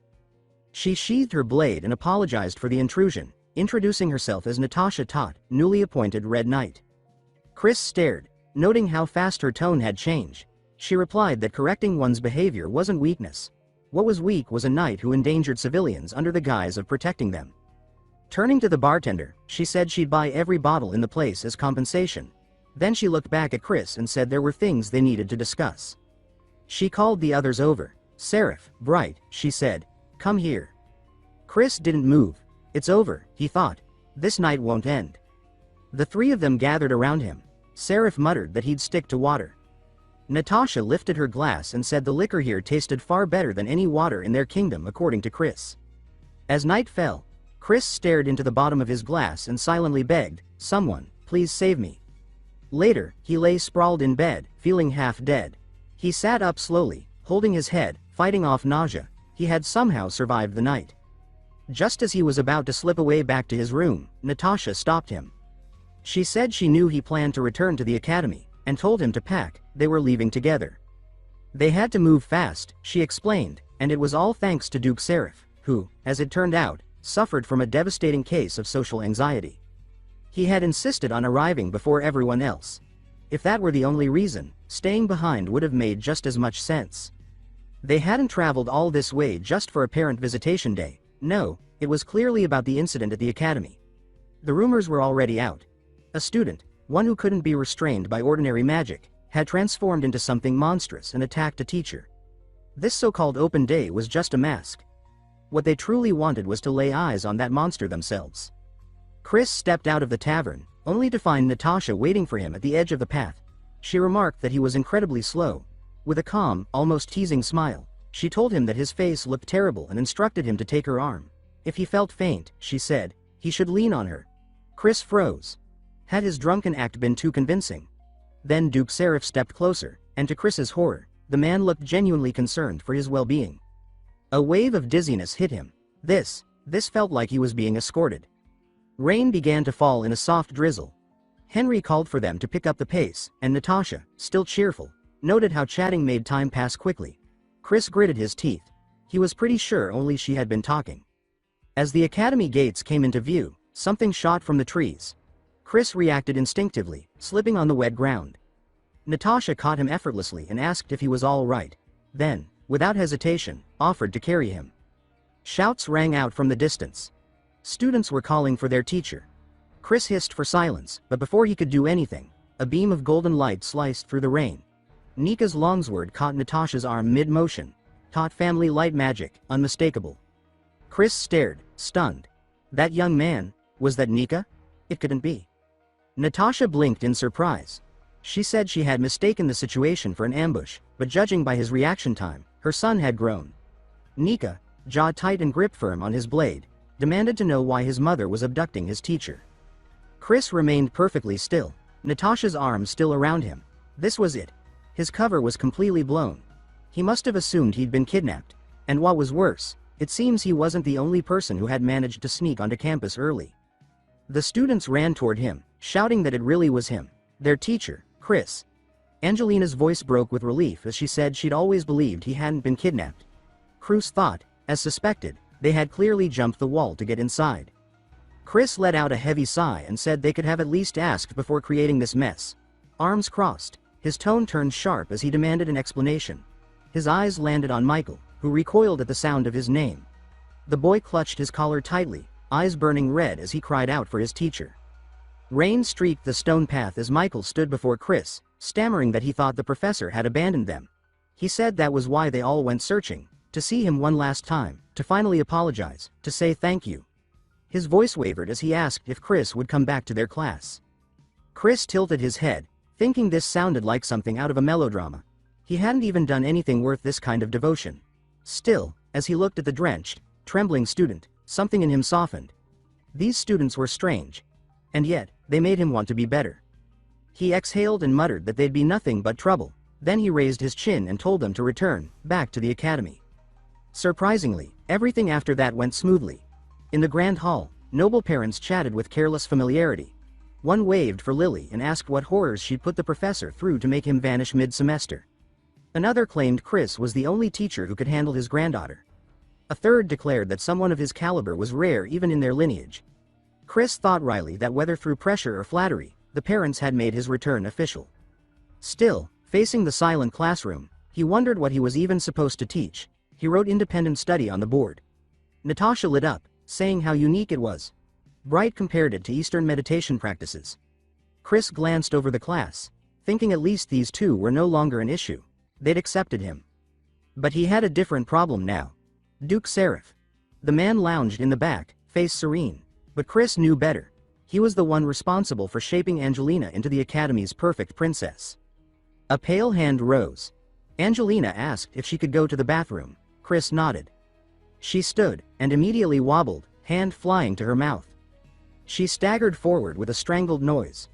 Michael reached out to steady her. Duke Seraph narrowed his eyes and remarked that this was unusual. His Angelina didn't act like this. Chris shot up, muttering her name under his breath. He thought she was taking it hard, maybe even sneaking off to smoke again. He sighed and followed. Natasha called out, asking where he was going and if he was abandoning the guests. Chris replied curtly that class was over. There was nothing more to see. Doors closed behind the noble visitors. One muttered that it was a letdown. Duke Seraph stood silent while Bright simply said they should get a drink. Chris reached an ornate door. Muffled sounds leaked through, choked gasps and a low groan. He paused, thinking that Angelina must have wanted privacy this badly just to hide herself here. Then a red light blinked on the wall. Ding! A translucent screen appeared, announcing the quest's completion and prompting him to choose a reward. Options scrolled.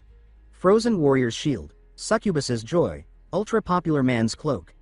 Chris stared, thinking these rewards were getting weirder. He picked whatever fit his character best and dismissed the screen. Right now, none of it mattered. He entered the room. Angelina crouched beside a desk, shoulders shaking, eyes wet with tears. Chris called her real name, Andante Seraph. Shocked, she looked up, stammering. Her voice broke as she wondered how he knew that name. Chris's expression hardened. So it was true. The novel's version of the truth filled his mind. Angelina was actually Andante, a boy whose development had been magically halted to impersonate his gifted younger sister after she disappeared. Chosen for his resemblance and trained through cruelty and brainwashing, Andante had become the perfect Angelina. In the novel, the revelation shattered the fandom. He remembered the outrage in the comment threads.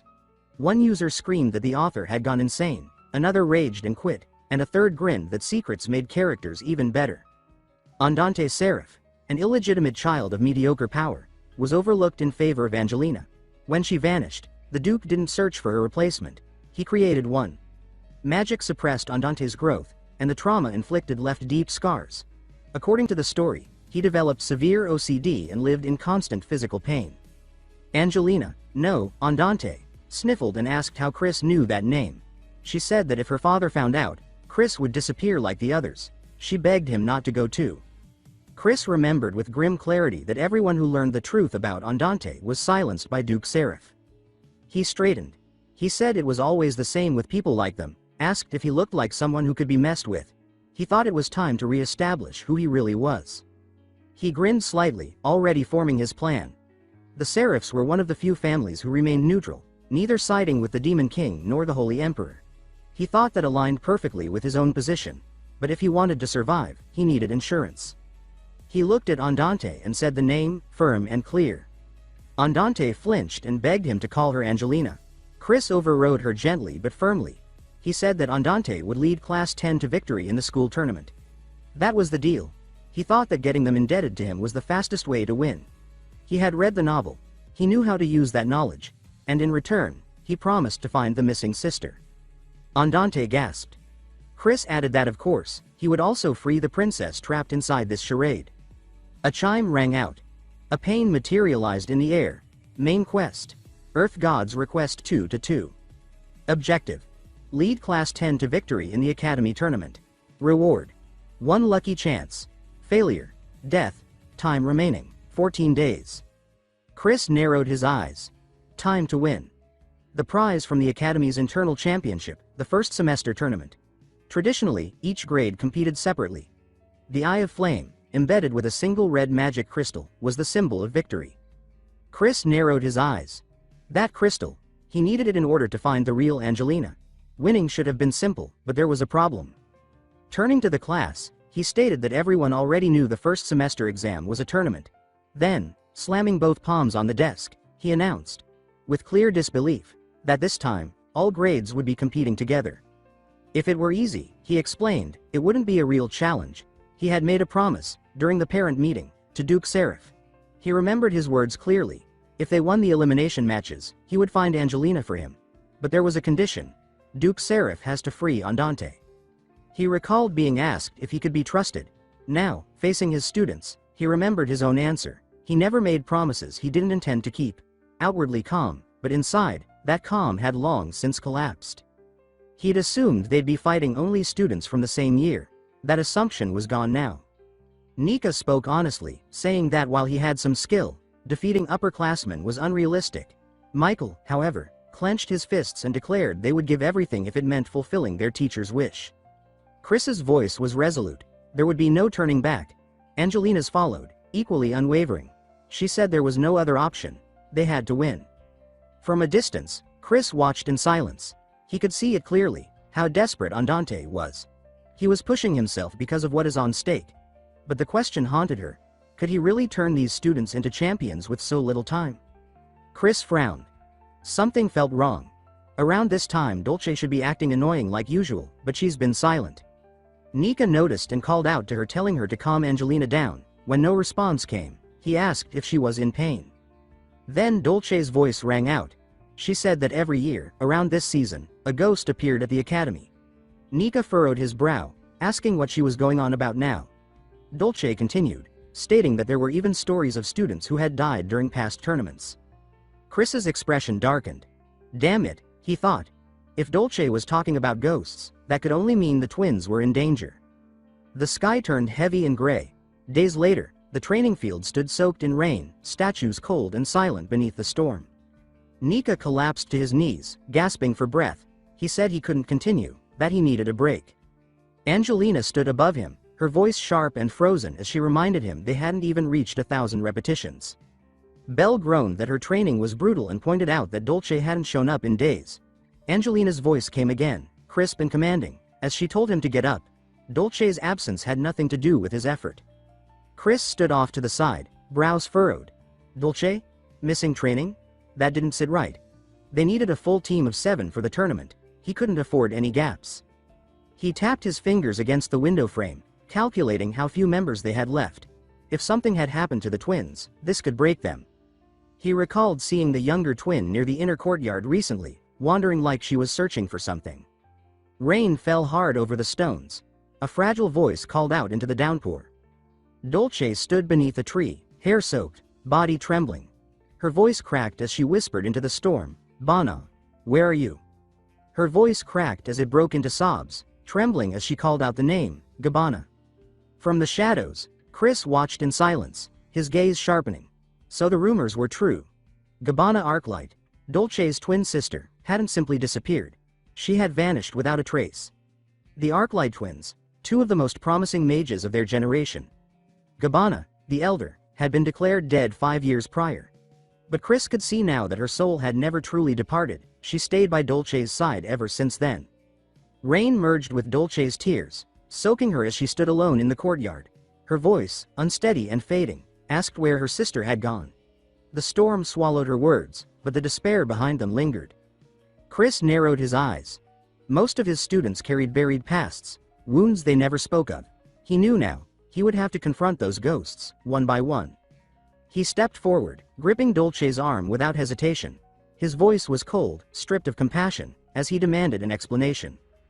Dolce looked up, her face streaked with tears and rain. A fragile smile curled on her lips. She said that she hadn't expected him to skip training to find her. She hadn't realized he cared. Chris's expression didn't change. He told her not to get the wrong impression. It wasn't about her. She sank to her knees, rain running down her cheeks like melted sorrow, and asked, if not her, then what? His next words shocked her. He asked where did she lose Gabbana's soulstone. Dolce's eyes widened, then softened into a small, rueful smile. She admitted she was impressed. She had always known her teacher was strange, but she hadn't expected him to sense the soulstone's presence. She confessed she had underestimated him. Chris's gaze stayed locked, unblinking. He stated inwardly that he couldn't sense anything like that. He knew the truth from his past life. In the original tale, Dolce had been the one to find the protagonist and reveal everything. She had carried the secret of the soulstone alone. How, before Gabbana's death, she had sealed her sister's soul into a high-grade magic crystal. It allowed Gabbana to remain tethered to the world as a spirit. The cost had been high. Gabbana couldn't stray far from Dolce and was invisible to others. Dolce had always been careful, always measured. Now it made sense. Losing the soulstone was like losing her all over again. Her voice dropped to a near whisper. She said that when she woke up that morning, Gabbana was gone. She had searched everywhere, but there was no trace. Without her, Dolce admitted, her magical power was halved. She was barely holding herself together. Chris closed his eyes. Part of him wanted to give her rest, to let her recover, but that luxury didn't exist anymore. The only solution was to end the threat, fast. He told her to follow him. On the map, a faint red mark pulsed, the last location Dolce had visited. For Chris, that glow meant one thing: a threat.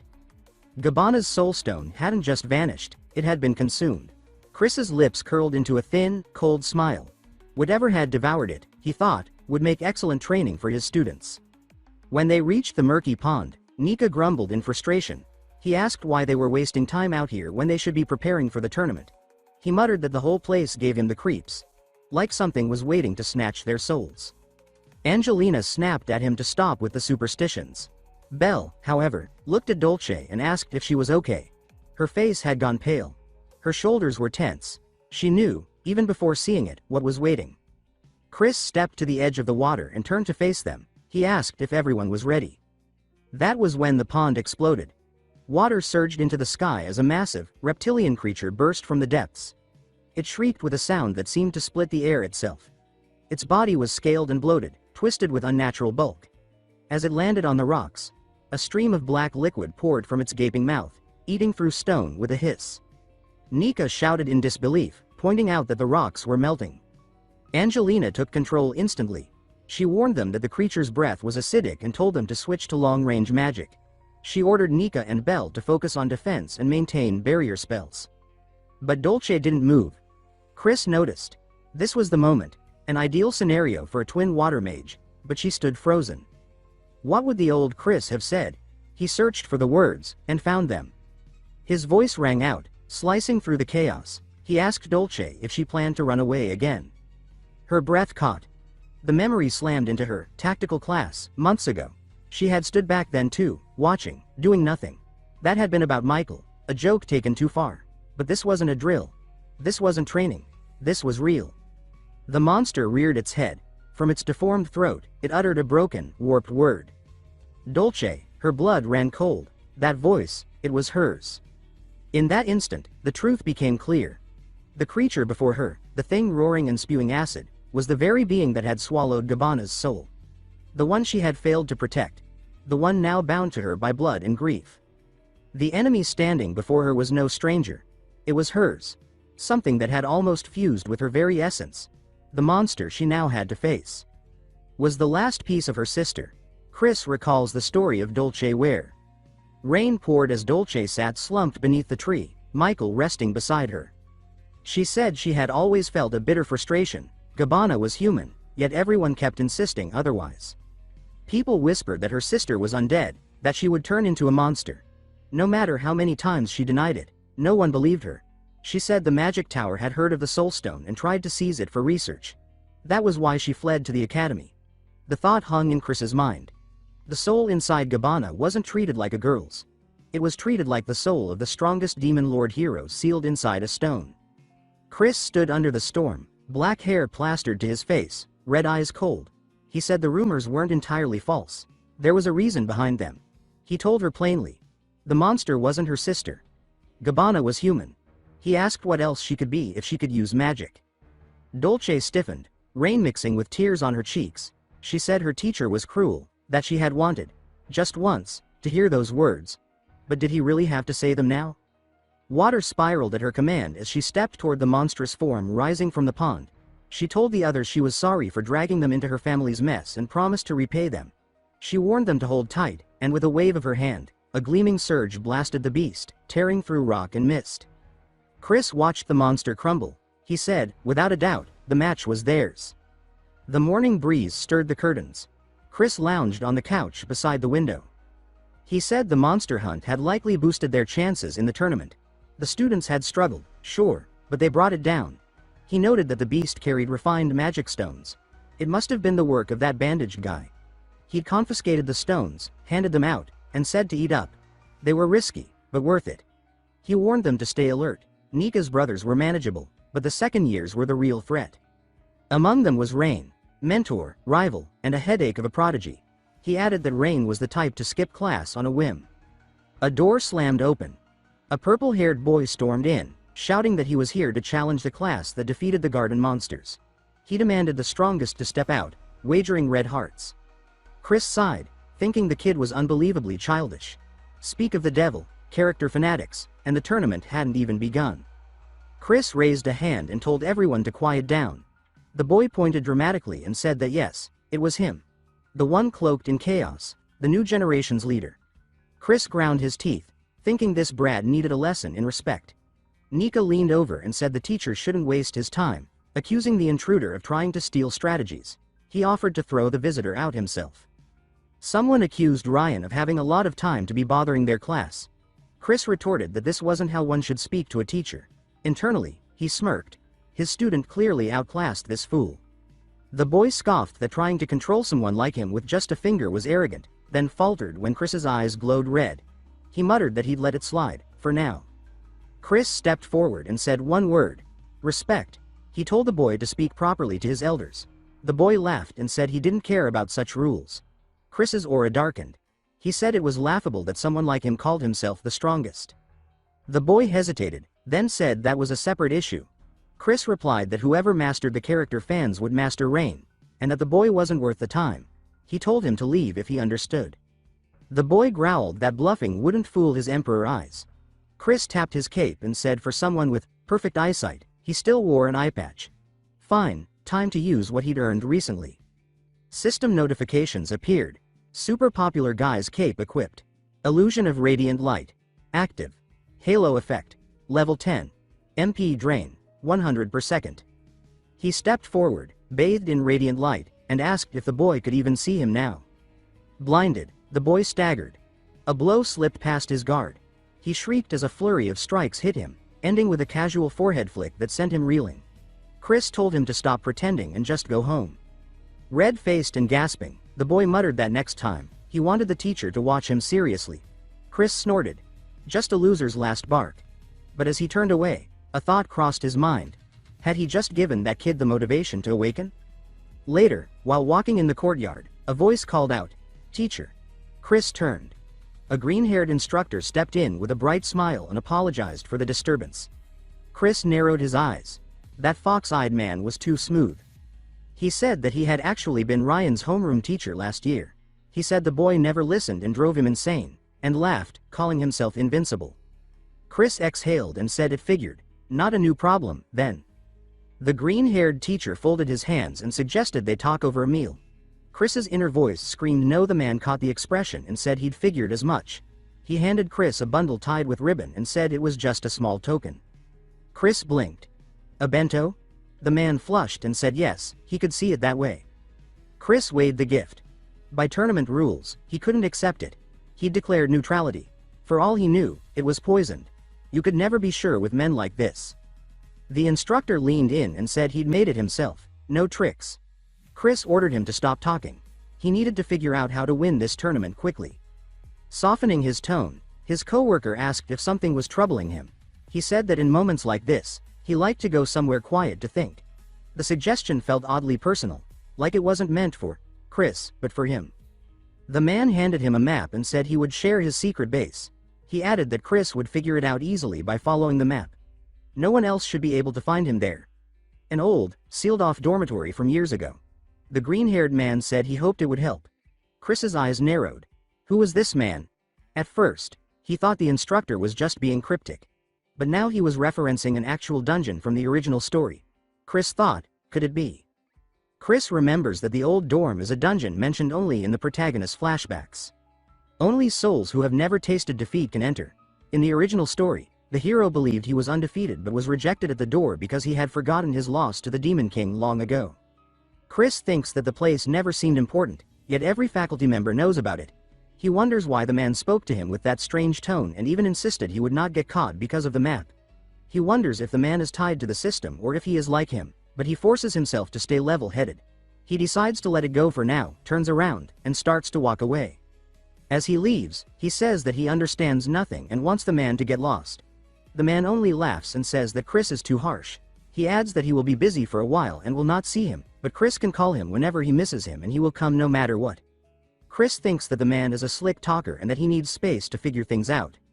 That night, Chris stands in front of a massive dungeon, staring up at it.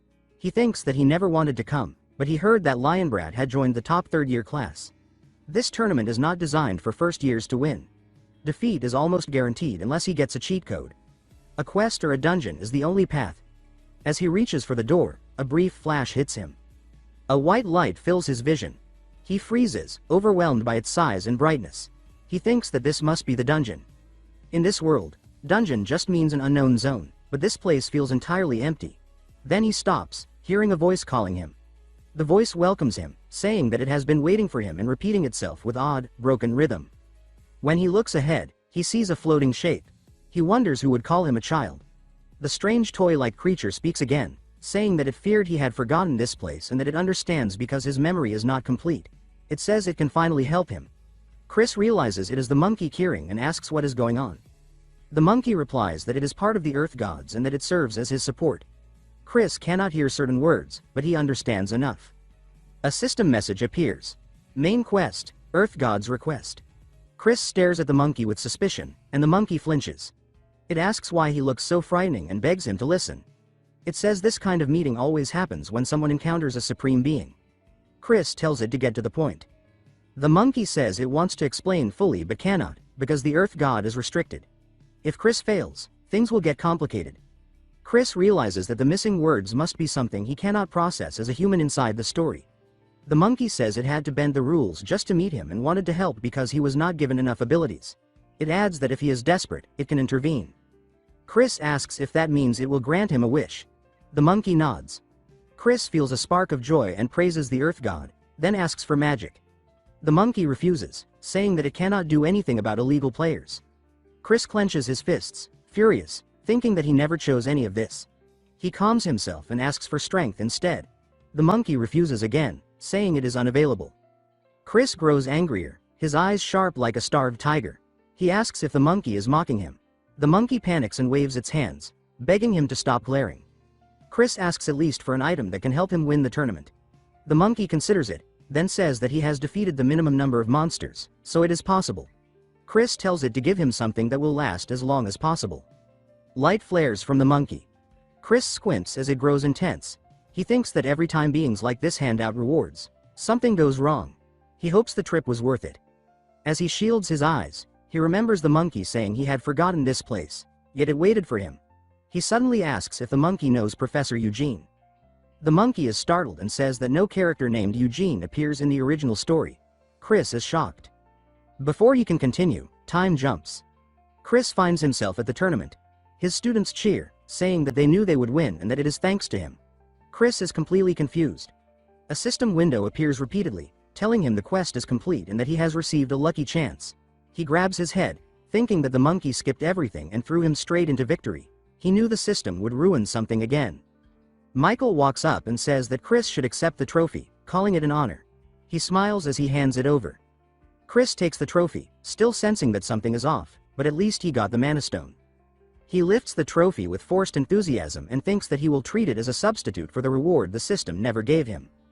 Angelina bursts into tears, and when he glances at her, he tells his students that they should not get carried away.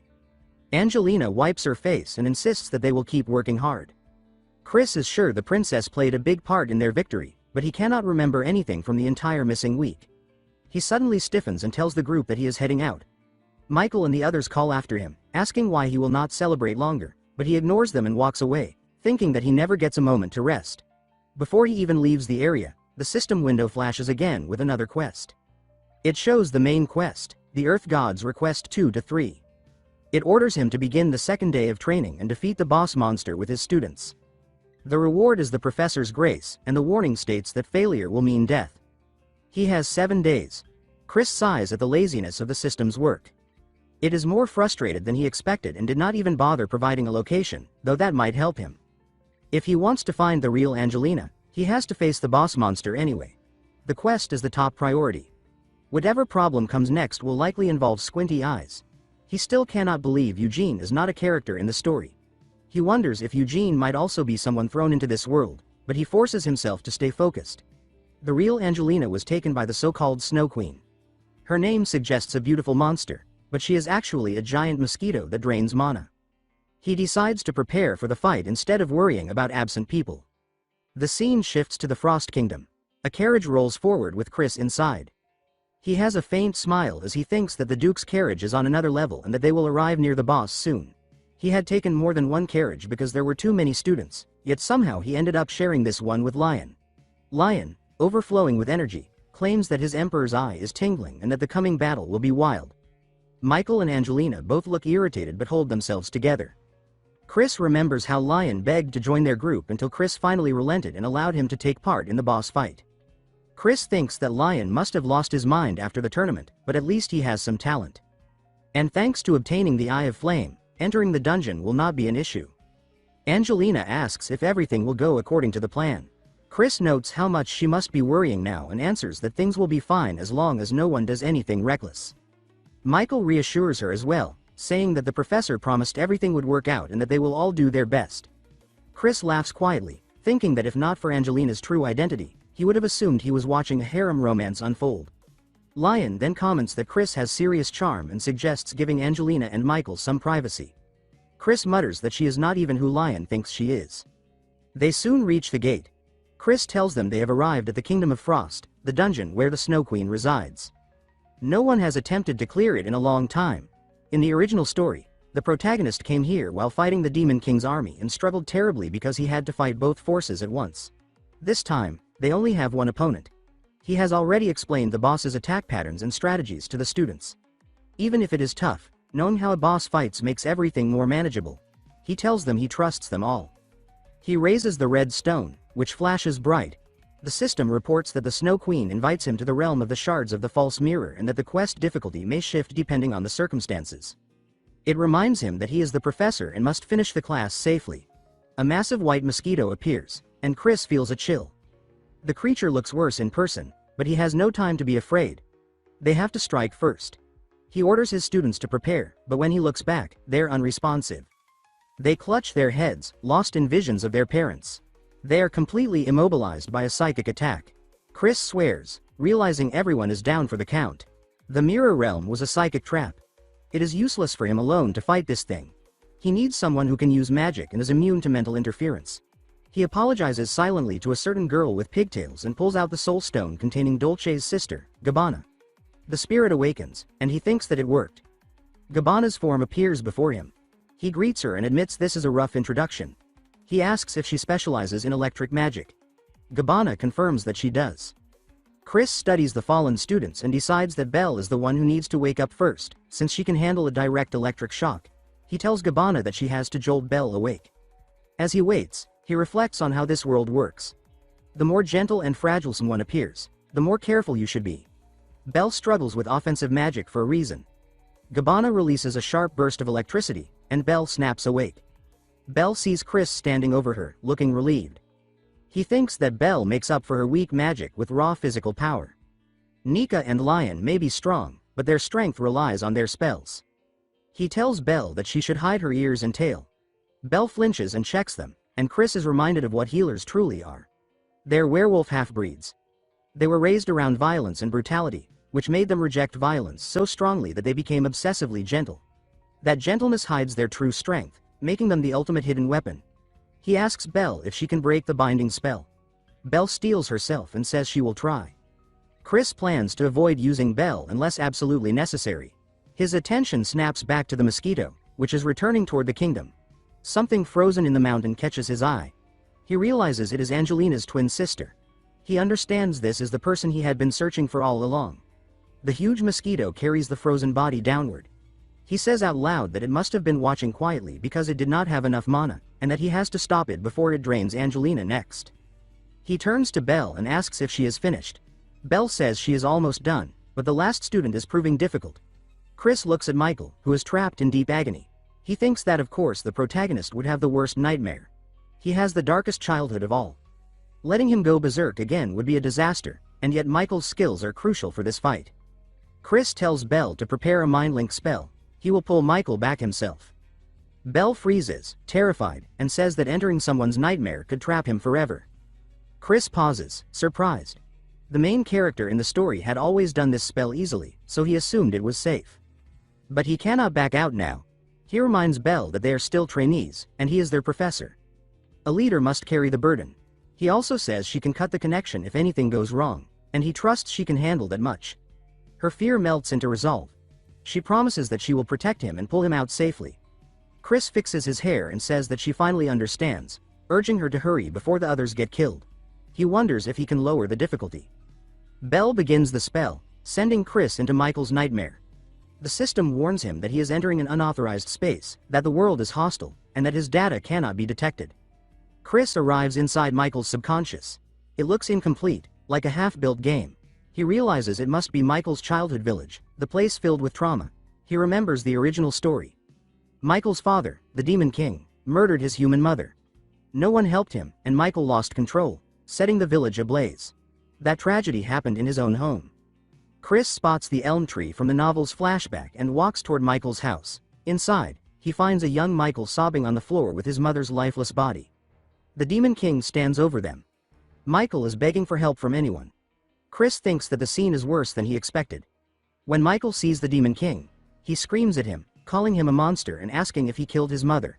Chris steps into the room, and Michael freezes in disbelief. Chris thinks about how the child had desperately wanted a hero in that moment. Michael stares at him, asking who he is.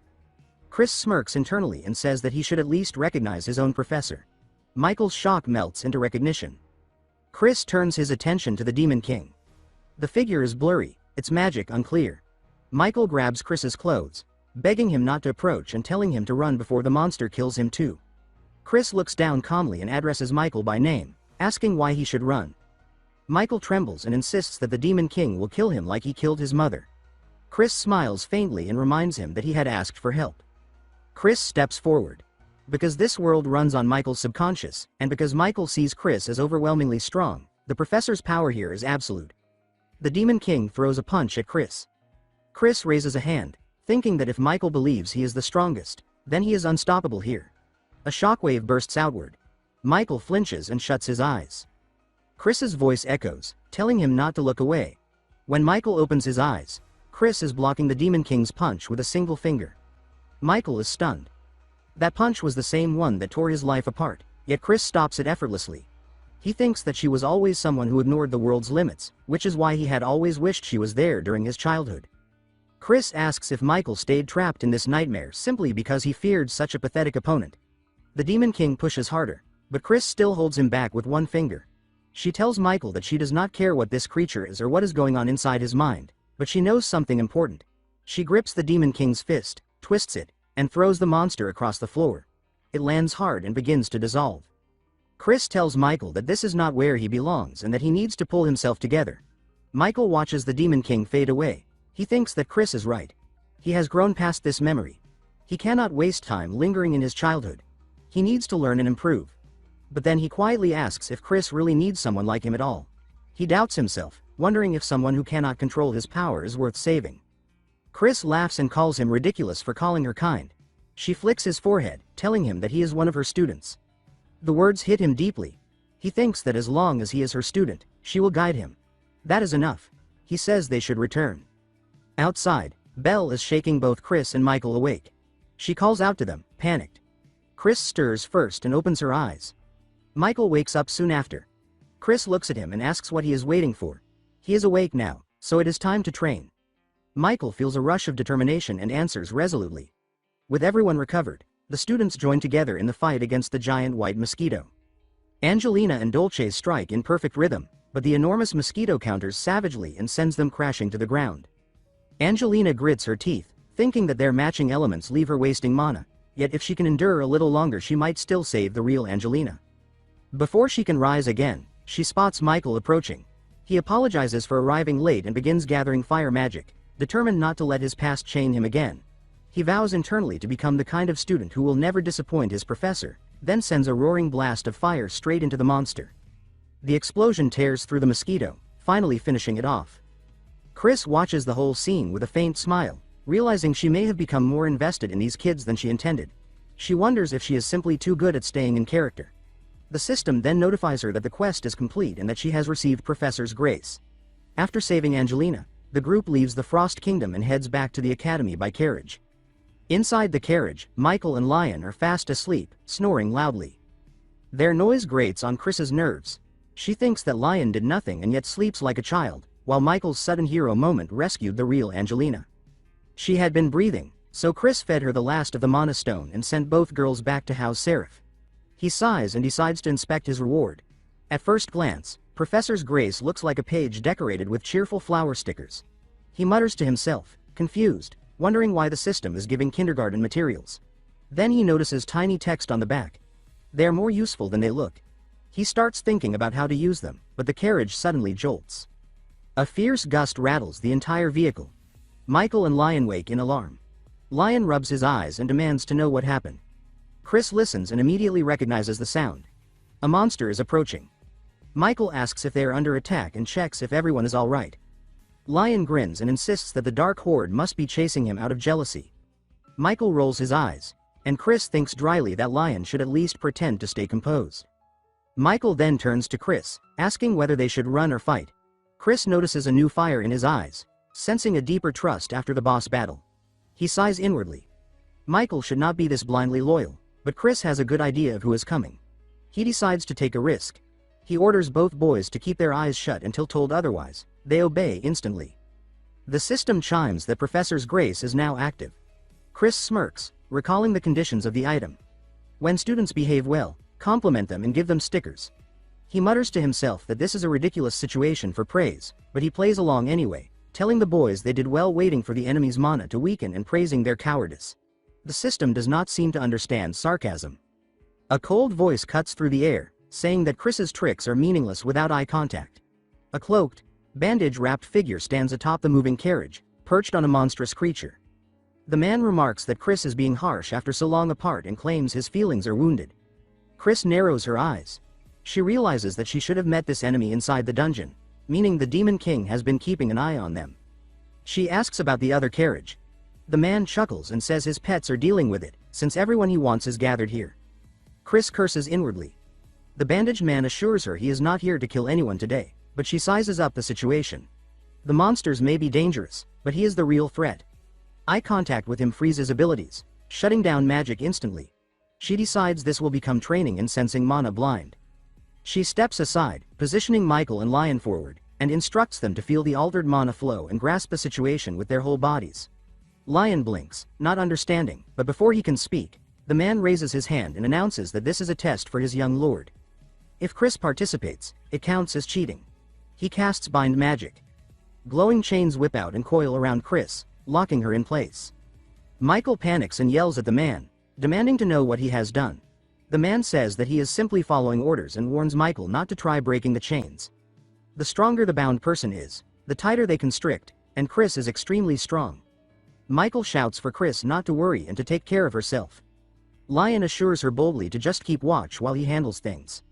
Chris tests the chains lightly and thinks with dry amusement that they feel like jelly. She cannot break them yet. This is actually the perfect chance to see how well the stickers work. She urges her students mentally to fight and prove themselves. The bandaged man laughs and calls his monsters forward, saying it is time to awaken the young lord's power. Michael clenches his fists in frustration. He has little energy left after the dungeon, but something shifts. The stickers Chris gave them begin to glow. Radiant energy flows into Michael, filling him with warm power. He gasps, sensing his magic not just restored but amplified.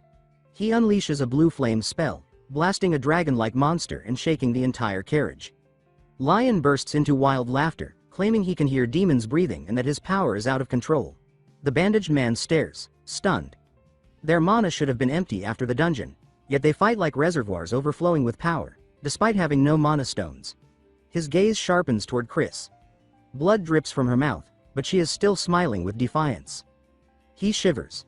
She must have done something unimaginable. Yes, this is the Dame Chris he remembers, fearless, relentless, ever powerful. Meanwhile, Michael and Lion burn through the mana recklessly, shouting in excitement. Michael declares that it must be a gift from the professor and swears not to waste it. Chris stays silent outwardly, but inside she is screaming at them to stop draining her mana. S rank or not, they will empty her dry. Then the system informs her calmly that Professor's grace transfers her power to anyone wearing the stickers, and that her S-rank mana is currently being siphoned at full force. Explosions shake the sky as Michael and Lion, still bound to Chris by glowing chains, pour mana into their attacks. Blue fire thunders from Michael while Lion's power whips around him in erratic waves. Chris thinks that since all she can provide is mana, she offered them an endless supply, yet it feels as if two giant mosquitoes are draining her dry. The bandaged mage presses close beside her and says that his dear Dame Chris does not need to work so hard, then calls to Michael to go play with their little puppy because the adults should talk. Chris thinks the nickname is absurd and tells him she has nothing to discuss. He asks if she still clings to her pride, insists that this pride is what makes her irresistible, adds that even she must be struggling with his lord's curse, and marvels that it has been a long time since he saw her bleed. A shiver runs through Chris. She wonders if this maniac is even remotely sane.